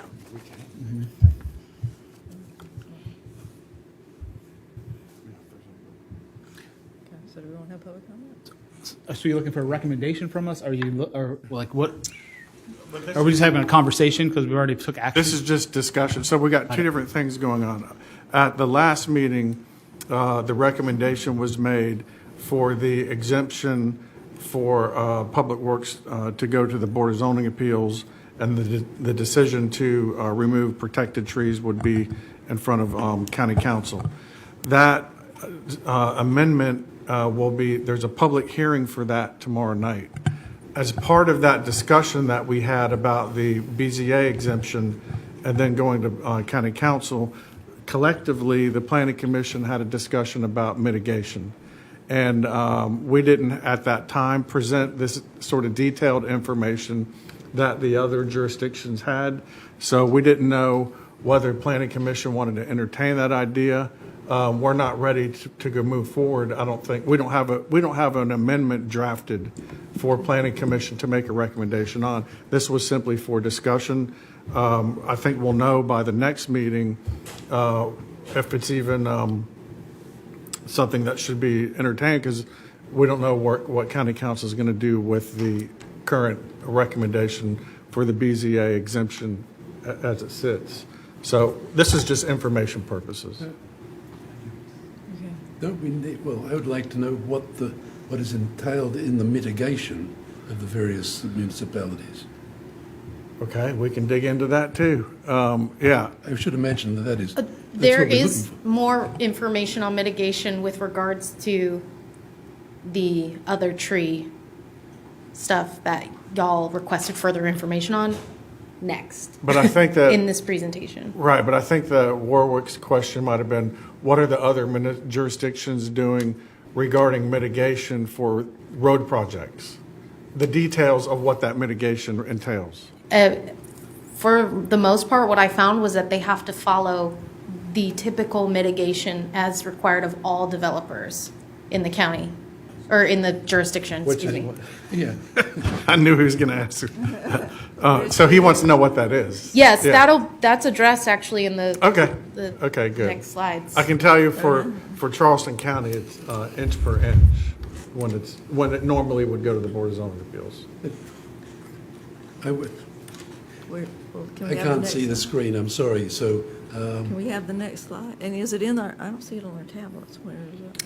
No, it's not. This is all discussion items, so, Okay. yeah, this, So you're there's seeing this nothing here for me presentation. I can move on to the next one, and Yes. you can discuss it all at the end if you'd like. Yep. We split it up because we thought it would make more sense, but we can Let's do easily that. move on. Yeah, let's do that. Okay. So again, the next amendment that was presented last month was to address administrative difficulties that staff faces with regard to tree removal, violation fines and fees. And y'all did not take any action. Y'all did not make a recommendation on this amendment. You simply sent it back to staff so that we could provide more information, again, as to what the other jurisdictions do.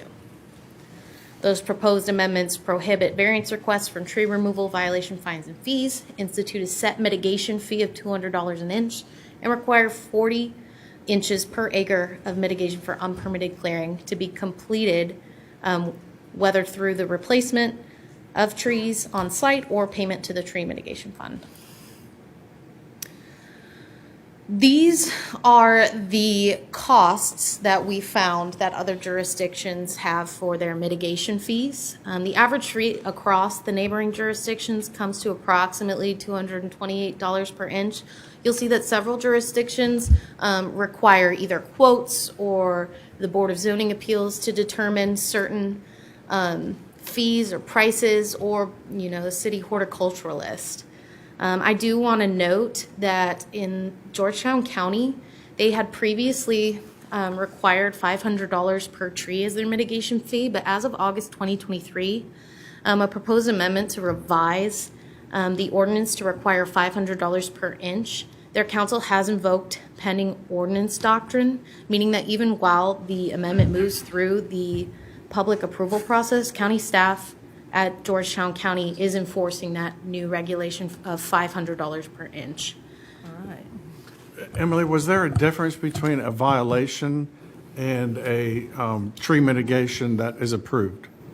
Not that I was able to find. Typically, the violation fine would be the same as what the mitigation fee is. So whether or not you got approval from staff administratively? You'd have to pay that. Or if you cut it down without getting approval, you paid the same amount? That's correct. And any size tree was $500? These are protected trees.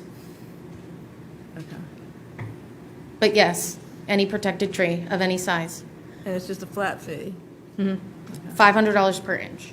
Per inch, okay. Mm-hmm. Okay. And that's the case, what I just asked, was that the case for all the jurisdictions that you could find? How do you mean? The difference between getting approval and requiring mitigation versus a violation and requiring mitigation? As far as I could find, yes.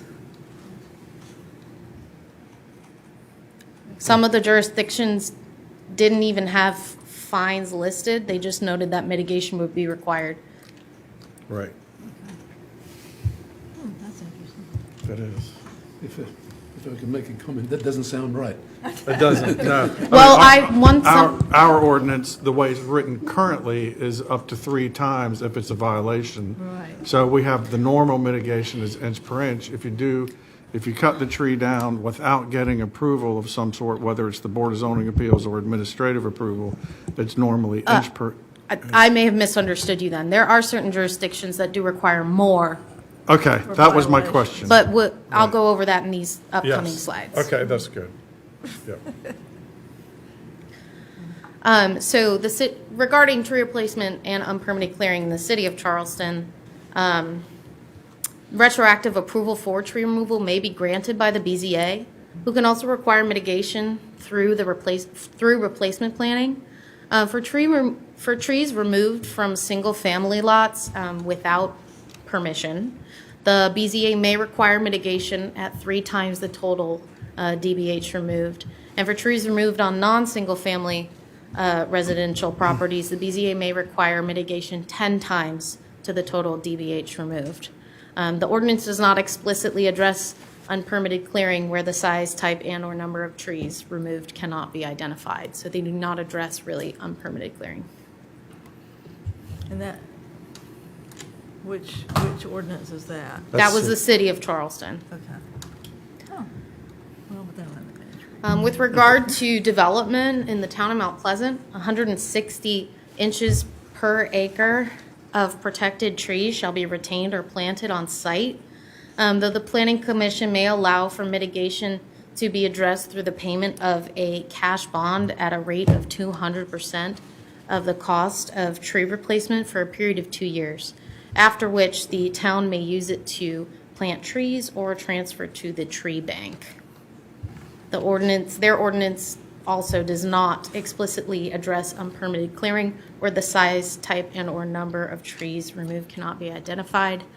And in speaking with the town of Mount Pleasant, they did say that it was quite a nebulous process to try and figure out when unpermitted clearing has occurred, trying to figure out how to address that. And that's the same with us, by the way. In the city of North Charleston, mitigation can be completed through replacement planting on site or payment into the mitigation bank as determined by the city horticulturalist.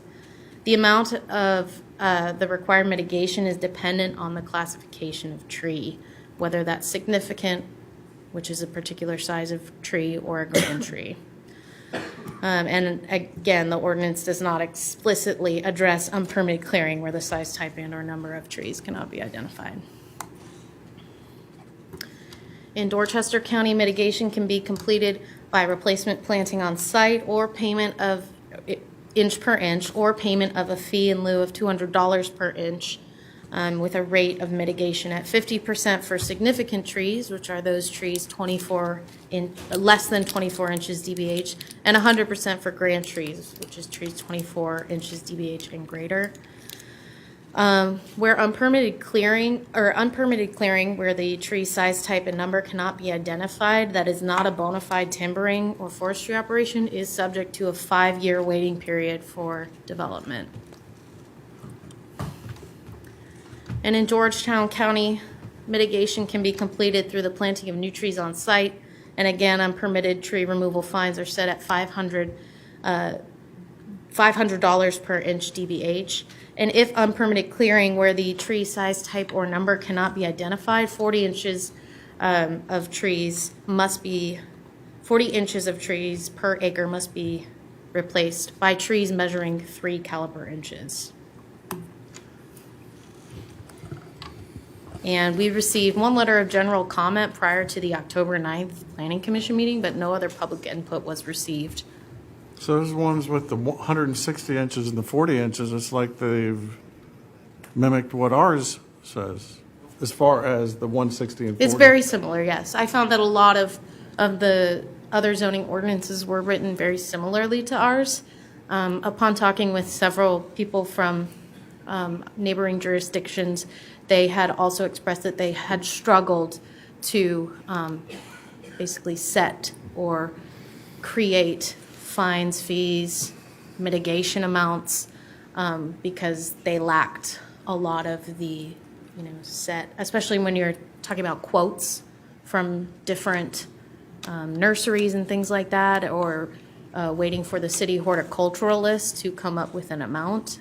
It becomes a little bit hard to administer. So was it the cities that had two tiers of violations? One was 3 times if it was residential, And 10 times. 10 times if it was not residential? Correct. Well, single-family residential. Right. Anything not single-family residential, the BZA could. So multifamily, right. The BZA could require mitigation up to 10 times. Other than single-family residential. Right. Right. And the BZA does that? That's correct. So they see the violations, the BZA? Well, when someone violates, my understanding is that they come in for a retroactive approval. But through that process, the BZA can require mitigation to be done. I see. Yeah. Oh, sorry. Yeah, but if they have a retroactive approval, can they still be fined? Or that's up No. to- Okay. I just want to say, I can't see the screen. I know you said this is for discussion, and that's fine. I can't see the screen. I don't know about everybody else. We didn't get this package. I haven't got a clue what to think. I just don't know. Okay. And so I'm going to abstain from any discussion, so you people can decide yourself. I don't know. Okay. Yeah. All right. So are we discussing whether we follow the model of City of Charleston, for example? Is that what we're... Well, I think we're trying to get a handle on what the other jurisdictions are doing regarding violations. We had made a proposal at the last meeting for how mitigation would be handled, because we're having it sounds like the same problems as some of the other jurisdictions as far as tracking the clearing violations and then figuring out what kind of mitigation we would require. One of the primary things that seems like is that is a common theme with all the jurisdictions is having a set amount of money per inch of tree when there is required mitigation. Right now, today in our ordinance, we allow the violator to present 3 proposals for what it would cost to plant the number of trees that we are requiring, and that in itself is problematic because, of course, you can get a wide variety, especially when you put it on the applicant to provide that to us. So at the very least, I think that when we do bring something back, that and we will, that we want to change that 3 proposals or 3 estimates to this $200 per inch, no matter what the number of trees are that we want to bring back, that we want to require the applicant to cover, whether through planting or through paying into the tree fund. So let me ask this: if we were to follow suit on, and correct me if I'm wrong here, City of Charleston, and we were to kick this, assign it, whatever you want to call it, to BZA and County Council, just like the previous proposal that got denied, which will probably get approved by Council, are we wasting our time here, or do we still have the obligation to assign this? Or at the very least, that we want to clean up the idea. So there are 2 things here. The one amendment was very specific to public works, right, and the exemption of them going to the BZA and letting county council decide that. As part of the other amendments, we looked at our whole tree ordinance, and we recognize as staff that these are other things besides what county council and public works were requesting for BZA exemption about mitigation of violations of our tree ordinance primarily. So we want to do the set $200 per inch, and at the very minimum when we do bring it back. But I think in more detail, what Commissioner McConnell was asking about, if you recall, I think that this idea of 40 inches per acre for clearing violations, that's something that we didn't have in our ordinance for clearing violations. The only way that we could address a clearing violation is when someone came in to actually develop the property, and if it was non-residential, that's where we require that 40 inches per acre when it was clear. But if we go, and more we're seeing violations of clearing, like as they're happening or shortly after they've happened. There's no development plan necessarily, and it happens to be either agricultural zoned or residential zoned. So our ordinance doesn't even cover that. So we had in our proposal in the ordinance, we had this 40 inches per acre to either be replanted or to pay into the tree fund. And I think there was a question of, was that 40 inches per acre enough, if you recall?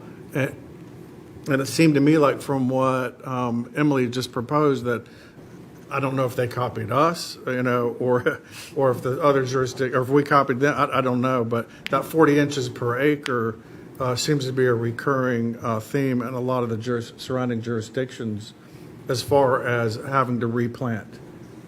So that standard has been in there for 20 years. 40 inches per acre seems low to me, so. And that was the discussion And that last was the discussion. meeting, which is Right. why no action was taken. Right.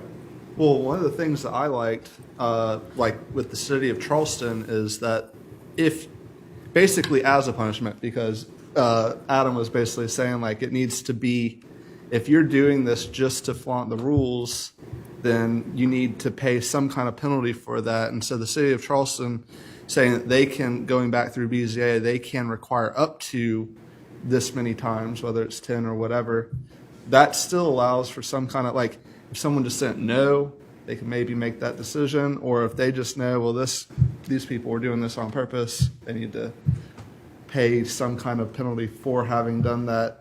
My understanding is we don't have something like that right now, right? Correct. And the only thing that we have, again, is if it is commercial property, you're required to do the 40 inches per acre.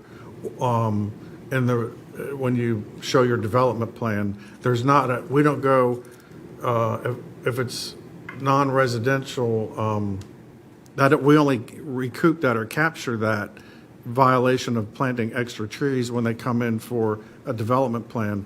But more importantly, we're seeing more of the agricultural and residential lots cleared without permits, and we have nothing there to capture that. So if it's a violation, and if the 40 inches per acre is the standard for non-residential properties, if you don't think that's enough and you want to follow suit with what the city the BZA seems to be doing, maybe it does make sense from a violation point of view that it be higher, because theirs is 2 times, right? Yeah, I mean, well, I think that just generally the distinction between a penalty for not having followed the rules and then because the $200 an inch is like, I could ask for tree mitigation. You're saying $200 an inch is what I would have to potentially either pay in, or I'd have to replace per inch of what I'm asking to get rid of. So I think that the distinction between a penalty and like that $200 is regardless of whether or not it's a penalty. Right. Correct? Yes, that $200, right, if it's done administratively or if it's a violation. So Right.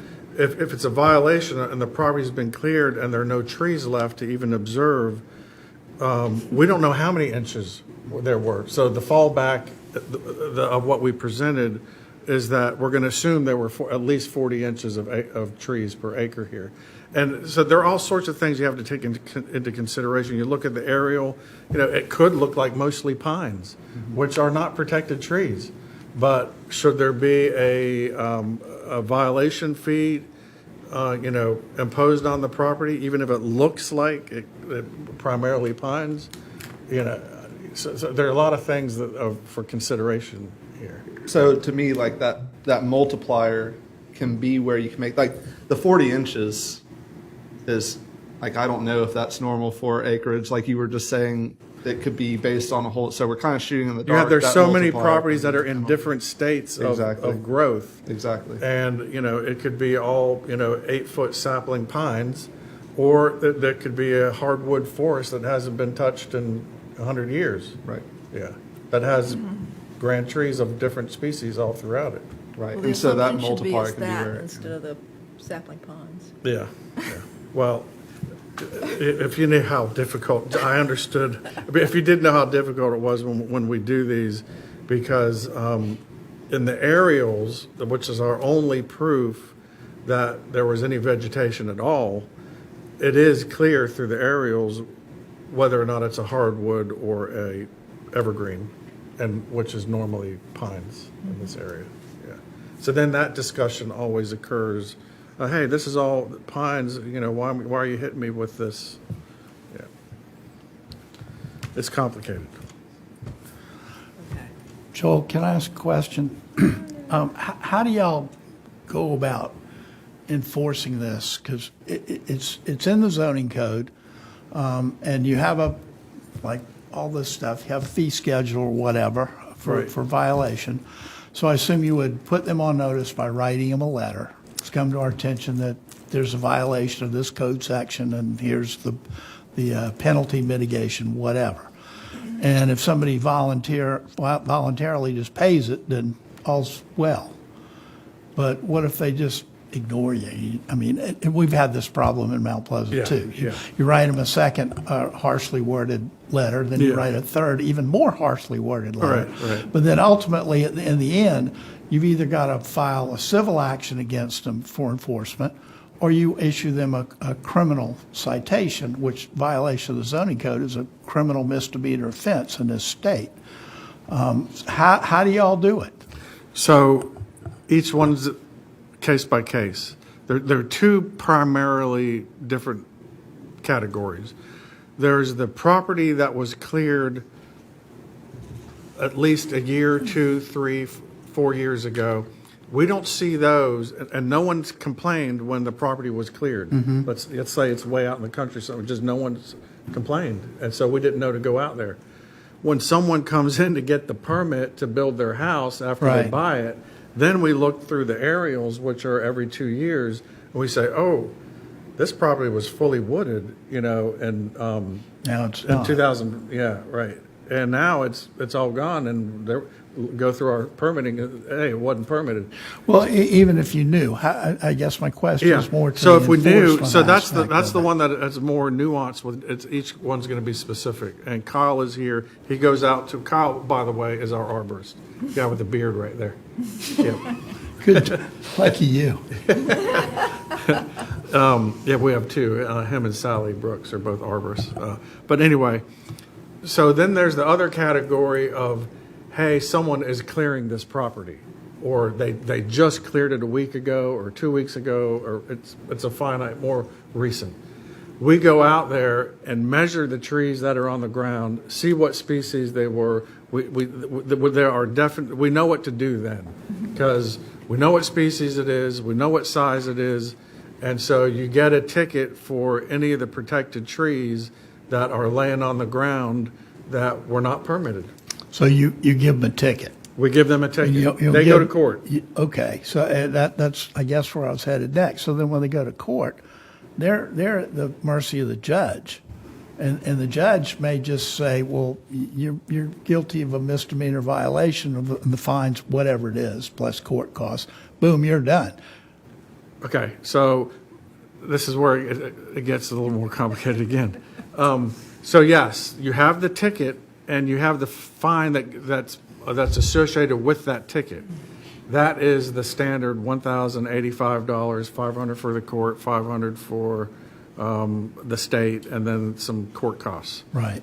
So that's the ticket part. In our ordinance, it says if it's a violation, that the planning director can do up to 3 times the inch per inch normal mitigation.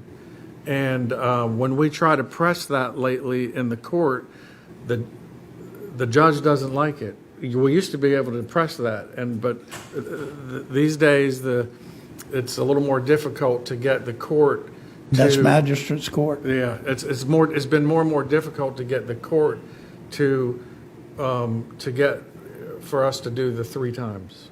Right. Which is another thing that prompted us to start looking at the tree, this ordinance as well, to get more standardized with it. We've had several of them go to the Board of Zoning Appeals to try to ask for after the fact approval from the board. I can tell you that's problematic for me and our staff. Jenny Working, who was our planner for the Board of Zoning Appeals, she consistently has over 10 cases per month.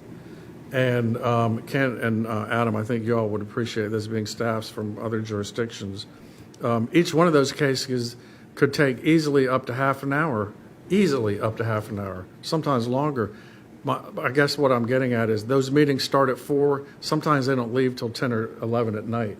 If we start taking all of our tree violations to the Board of Zoning Appeals, we're going to have to double up our meetings every month. Yeah, which would mean another staff member. Look for new members, too. Yes, and we'd have to look for a new, right, well, no, we'll make the members come. And hence, that's the proposal to put in the provisions where you can't go to the BZA or Right. can't ask for a variance. Right. Well, help me with that one a little bit, if you don't mind.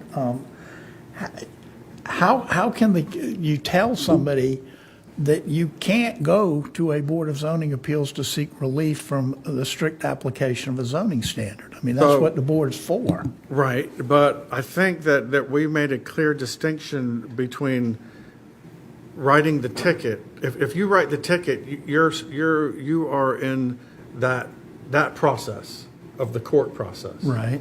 So it's either you're in one of them or the other one, or the Board of Zoning Appeals process or the court process. Well, a Because judge. then you've got a quasi-judicial body making one decision over here, and a judge and the magistrate's court making another Right. decision over here. But most court judges, I would assume, would say, well, let the quasi-judicial thing play out before I rule, because they may get the relief they want, and Yeah.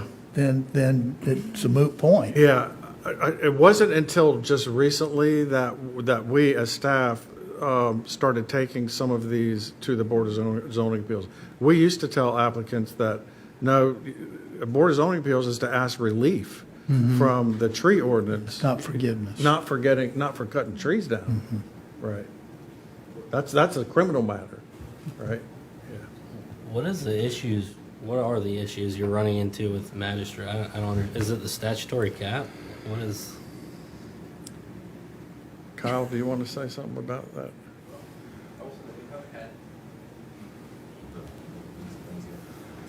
Also, we haven't had much of an issue with the actual grand tree cases in court. Usually those are pretty cut and dry. The judge does usually give leniency on the actual court fee, the $1,086. But as far as the clearing and groving violations, those usually are a bit hard in court because of the wording within the ZLDR and how clearing and groving are defined. Right. As far as grand tree cases, those are pretty cut and dry. Yeah. Well, you know how it is when you go. The last time the guy argued, oh, I cleared, but I didn't grub, but the ordinance says clearing and grubbing, and the court went along with that, right, Kyle? Is that how that went? I think that's how that went. They got a continuance, but it did seem that that Her Honor was swayed that way. Yeah.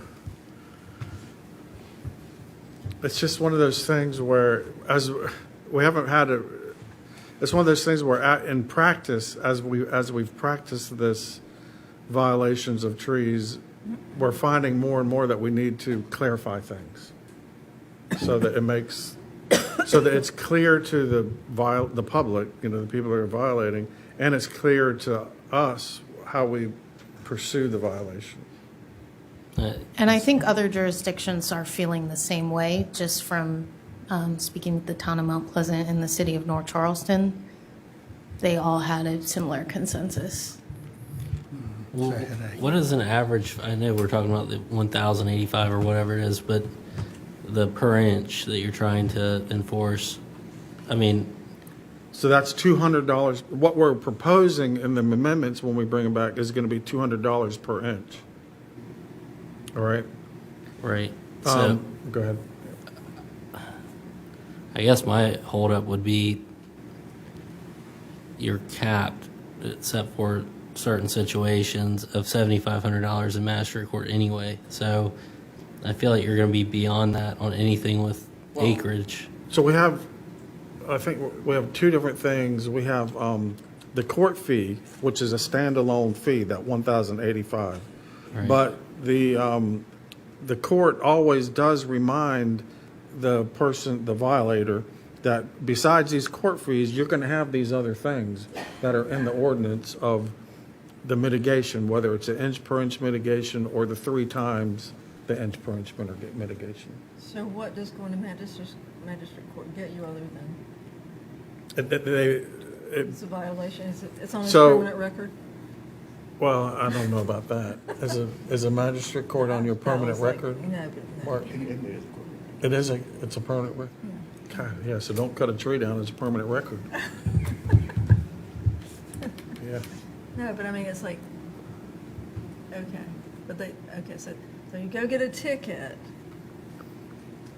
I'm trying to. So the And you ticket, pay so this them. is, so the idea of writing the ticket and going to court and being found guilty or not guilty, then, Then you're liable for all this other stuff. right. Okay, If you're okay, found okay. guilty, then, okay, the court found you guilty. Our ordinance says if you violate the tree ordinance, it's up to 3 times, and then we start working There's on a that. legal finding that So you then did that. you're Okay. taking them to circuit Okay. court for the actual inch No. by inch. No, we just require the mitigation.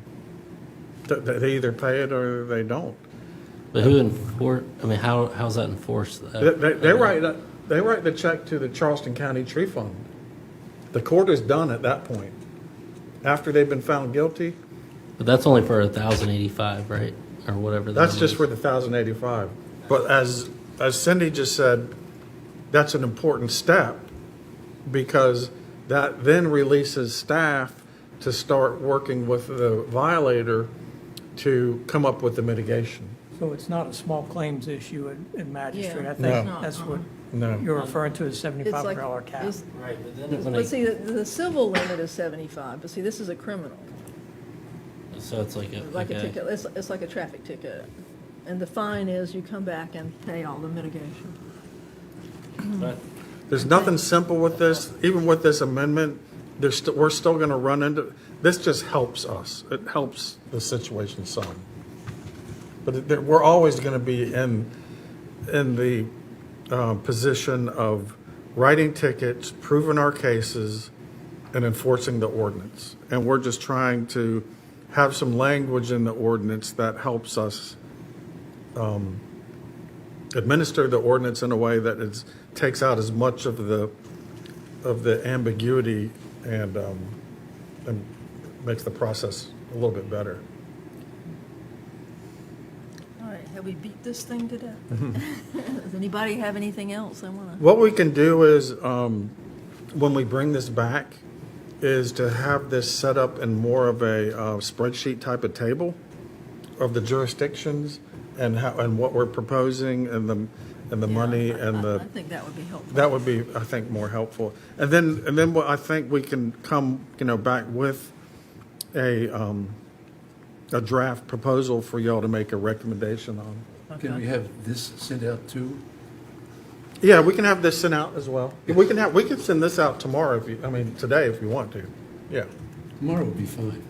We'll send it tonight. How about that? Okay. Now, Yeah. going back to, we don't want to ask for public discussion on this, do we? If the public wants to say anything on this, that's fine. I don't think there's Anybody out there want to add anything to this? Okay. Come to the front and give us your name and your address. Okay, all right. I didn't think so. So we'll plan. Staff will plan on coming back with the language and more of a spreadsheet, and we'll get it out ahead of time at the next meeting. Are you going to propose the multiplier or not? Did we decide that? Of the 40 inches? Yeah. We can. Because I'm just thinking 40 inches times $200, that's $8,000. In a violation. If you're just, And the Arbor, 1,000. how much would you get for an acre of woodlands? You get about $10,000 or something if you cleared it? At 40 inches per, I don't know, 40. If you just cleared if you cleared a wooded lot, right? How much timber would you pull out timber, of that? I'm sorry. How much money to clear an acre? How much? Yeah, or if you sold the timber, if it was just pine. 10,000 an acre, right? So these guys are basically, you're basically finding them less than the money they would make to clear that land. So they're still making money, right? They're still making money to clear land illegally. Like there's the right? Isn't that right? Do you understand what he's saying? Like, yeah, if I'm going to go ahead, I'm going to say, hey, come clear my land. You can take this wooded land you're going to pay me $10,000 because you just took this. Then we're going to fine them $8,000. You still made $2,000 and you cleared this land illegally. The forestry thing, and forestry is not included in that, is it? Or You see what I'm saying? Permit to do cut like Yeah. timber? No. But yeah, so I mean, but basically what I'm saying is there's no deterrent there really, right? If my goal is just to clear this land, and I can get someone to do it for me and clear a bunch of acreage for me, right? And I find you a bunch of money that's not even adequate, you still come up ahead, so there's no deterrent. I think on agriculture that might be the case, but residential, you're going to be paying somebody to clear your lot at that point. You're not going to get timber value on a half acre, quarter acre parcel, which I don't know if that's what And typically enforced because we see them, right? They're in neighborhoods are the ones that they're having problems with. These large acreages that are out in the country. That's the primary ones, yes. And what's to those not- stop somebody from saying, well, I was just taking the timber off of it? There's nothing to stop it. If they can claim timber as no, I'm a commercial timber. I've signed the affidavit. We have a separate process for them. They're protected by the state and the county protects them as well. However, if you choose to take that exemption from forestry, just like the other jurisdiction that we showed, then you forfeit your right to develop the property, submit permits for 5 years. Okay. So when we tell people that, they're just like, oh, well, maybe I wasn't timbering. And then they start weighing out, like, how much is it going to cost me to get out Well, of I this? do want to clarify that Right. that the Dorchester County one, if you are timber, you're exempt from the 5 year. That's right. If you're not, That's right. then you're stuck. Right. So if you clear your land and you're not bona fide timbering operation, Yeah, you can't develop for 5 years. that's right. But the proving the bona fide timbering is not that big of a hurdle. Mm-hmm. You just sign a piece of paper and say, hey, I'm selling my I'm clearing this land for timber. It's when they find out that there's a 5-year hold that they start changing their tune that I might have not been timbering. Right. And then they weigh out what the violation. It's a mess. It's a mess. Okay, all right. Are we done with this? Are we moving on? Let's talk about it some more. I think we're good. I'm on a roll now. Okay. Anybody got any other questions, comments, blah, blah, blah? Okay, now. I think he has an announcement. I know, but we still have to talk about Okay. we have to talk about the time, the meeting time. Okay, yep. And then he's got an announcement. Yep. Okay. All right. Well, we've got the approval of the 2024 Planning Commission meeting schedule. And then some people talked about wanting to change the time of the meeting. And has anybody got any thoughts on that? Other than the traffic is such that there's no good time for a meeting? I suggest we leave it as it is. Yeah, I mean, it would benefit me personally to be later in the day, but that's up to the. Well, the problem with Mission. later in the day is staff, especially on the days that, tell me if I get this right, on the days that the BZA meets. The BZA meets immediately after we finish 2 or 3 times a year. Right. So 3 times a year. So first of all, Mondays are the only days that we can do it. Obviously, we're not going to be meeting Fridays. And Tuesdays and Thursdays are council days, so we have to keep it Monday. If we do it later in the day on a Monday, 3 of those Mondays out of the year, which is a quarter of the time, we would have to start at 2 o'clock anyway, because the Board of Zoning Appeals meets those days at 5 o'clock, because their schedule gets off track because they're on a Monday. They're always on Mondays. When there's a holiday, it gets kicked to the same day as Planning Commission, and there's always 3 of them every year that gets the same day as Planning Commission. So, I mean, and I think, to me, the biggest point, though, is by moving it later in the day, if the idea is to get more people here, you're forcing them to drive in the worst time of day for traffic. And dark at daylight savings. Right, right. So it's a conundrum. It is. But, I mean, if anybody can think up any great arguments to change it from 2 o'clock. I mean, I remember, we used to meet at 4, but I don't think we had a bigger attendance at 4. People would complain then because they still said it was like, you know, you have to take time off from work. And then they put you in rush hour traffic, but we will be seeing that shortly. So, I don't know. There's no good time that I can think of. Anybody? Anybody? If we need a motion, I'll move to keep it at 2 p.m. Okay, Second. okay. Want to call the roll? Is this the meeting schedule too? Mm-hmm. Okay. Where was that? Did we have that? Oh, there's the proposed. Yeah, okay. I'm used to getting it. All right. Commissioner Logan Davis, Nay. Chair Floyd, Aye. Commissioner Jones, Aye. Commissioner McConnell, Aye. Commissioner Morris, Aye. Vice Chair Pilatos, Aye. Commissioner Praza. Aye. The ayes have it. What is this annual meeting beginning at noon? At elections. That's elections of chair and vice chair. Yeah, we moved that to March.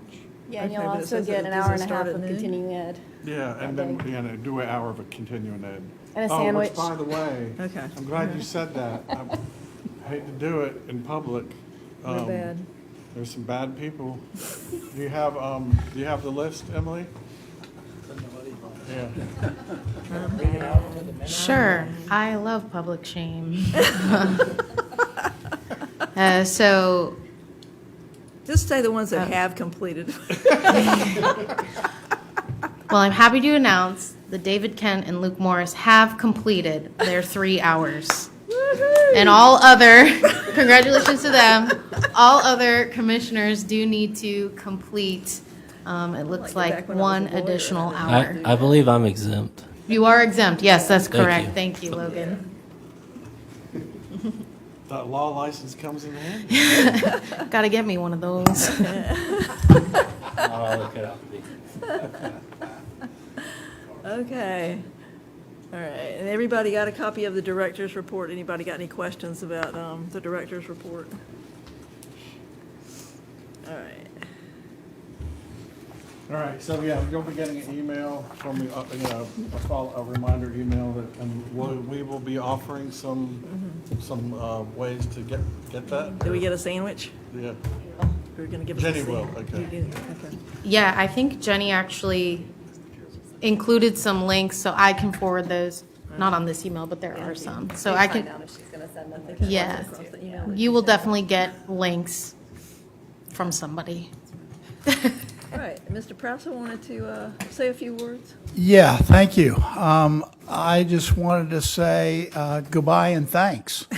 You want to tell us why? Everybody might not know. Some of you know, some of you don't. In the past couple months, I've undertaken a campaign to run for a town council seat in my hometown, where I live in Allendale. Been there for 26 years, and lo and behold, I won. So, thank you.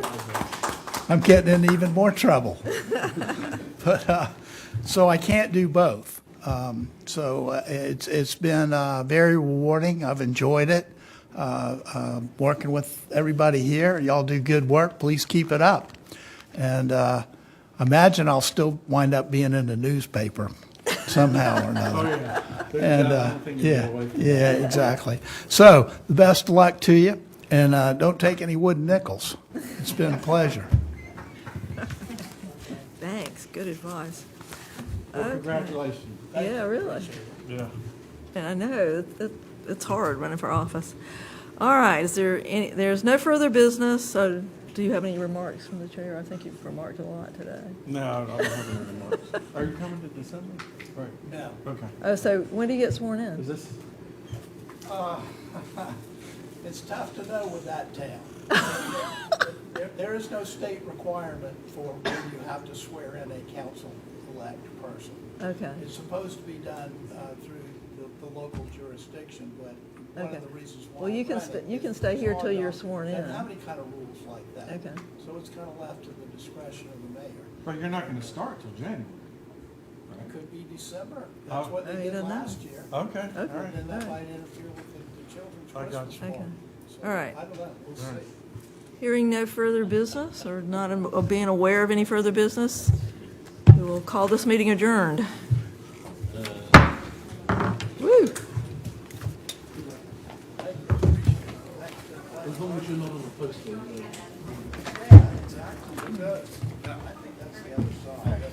Help me understand this, 'cause I'm still not right. I get the caveats, so, but okay, so you're going.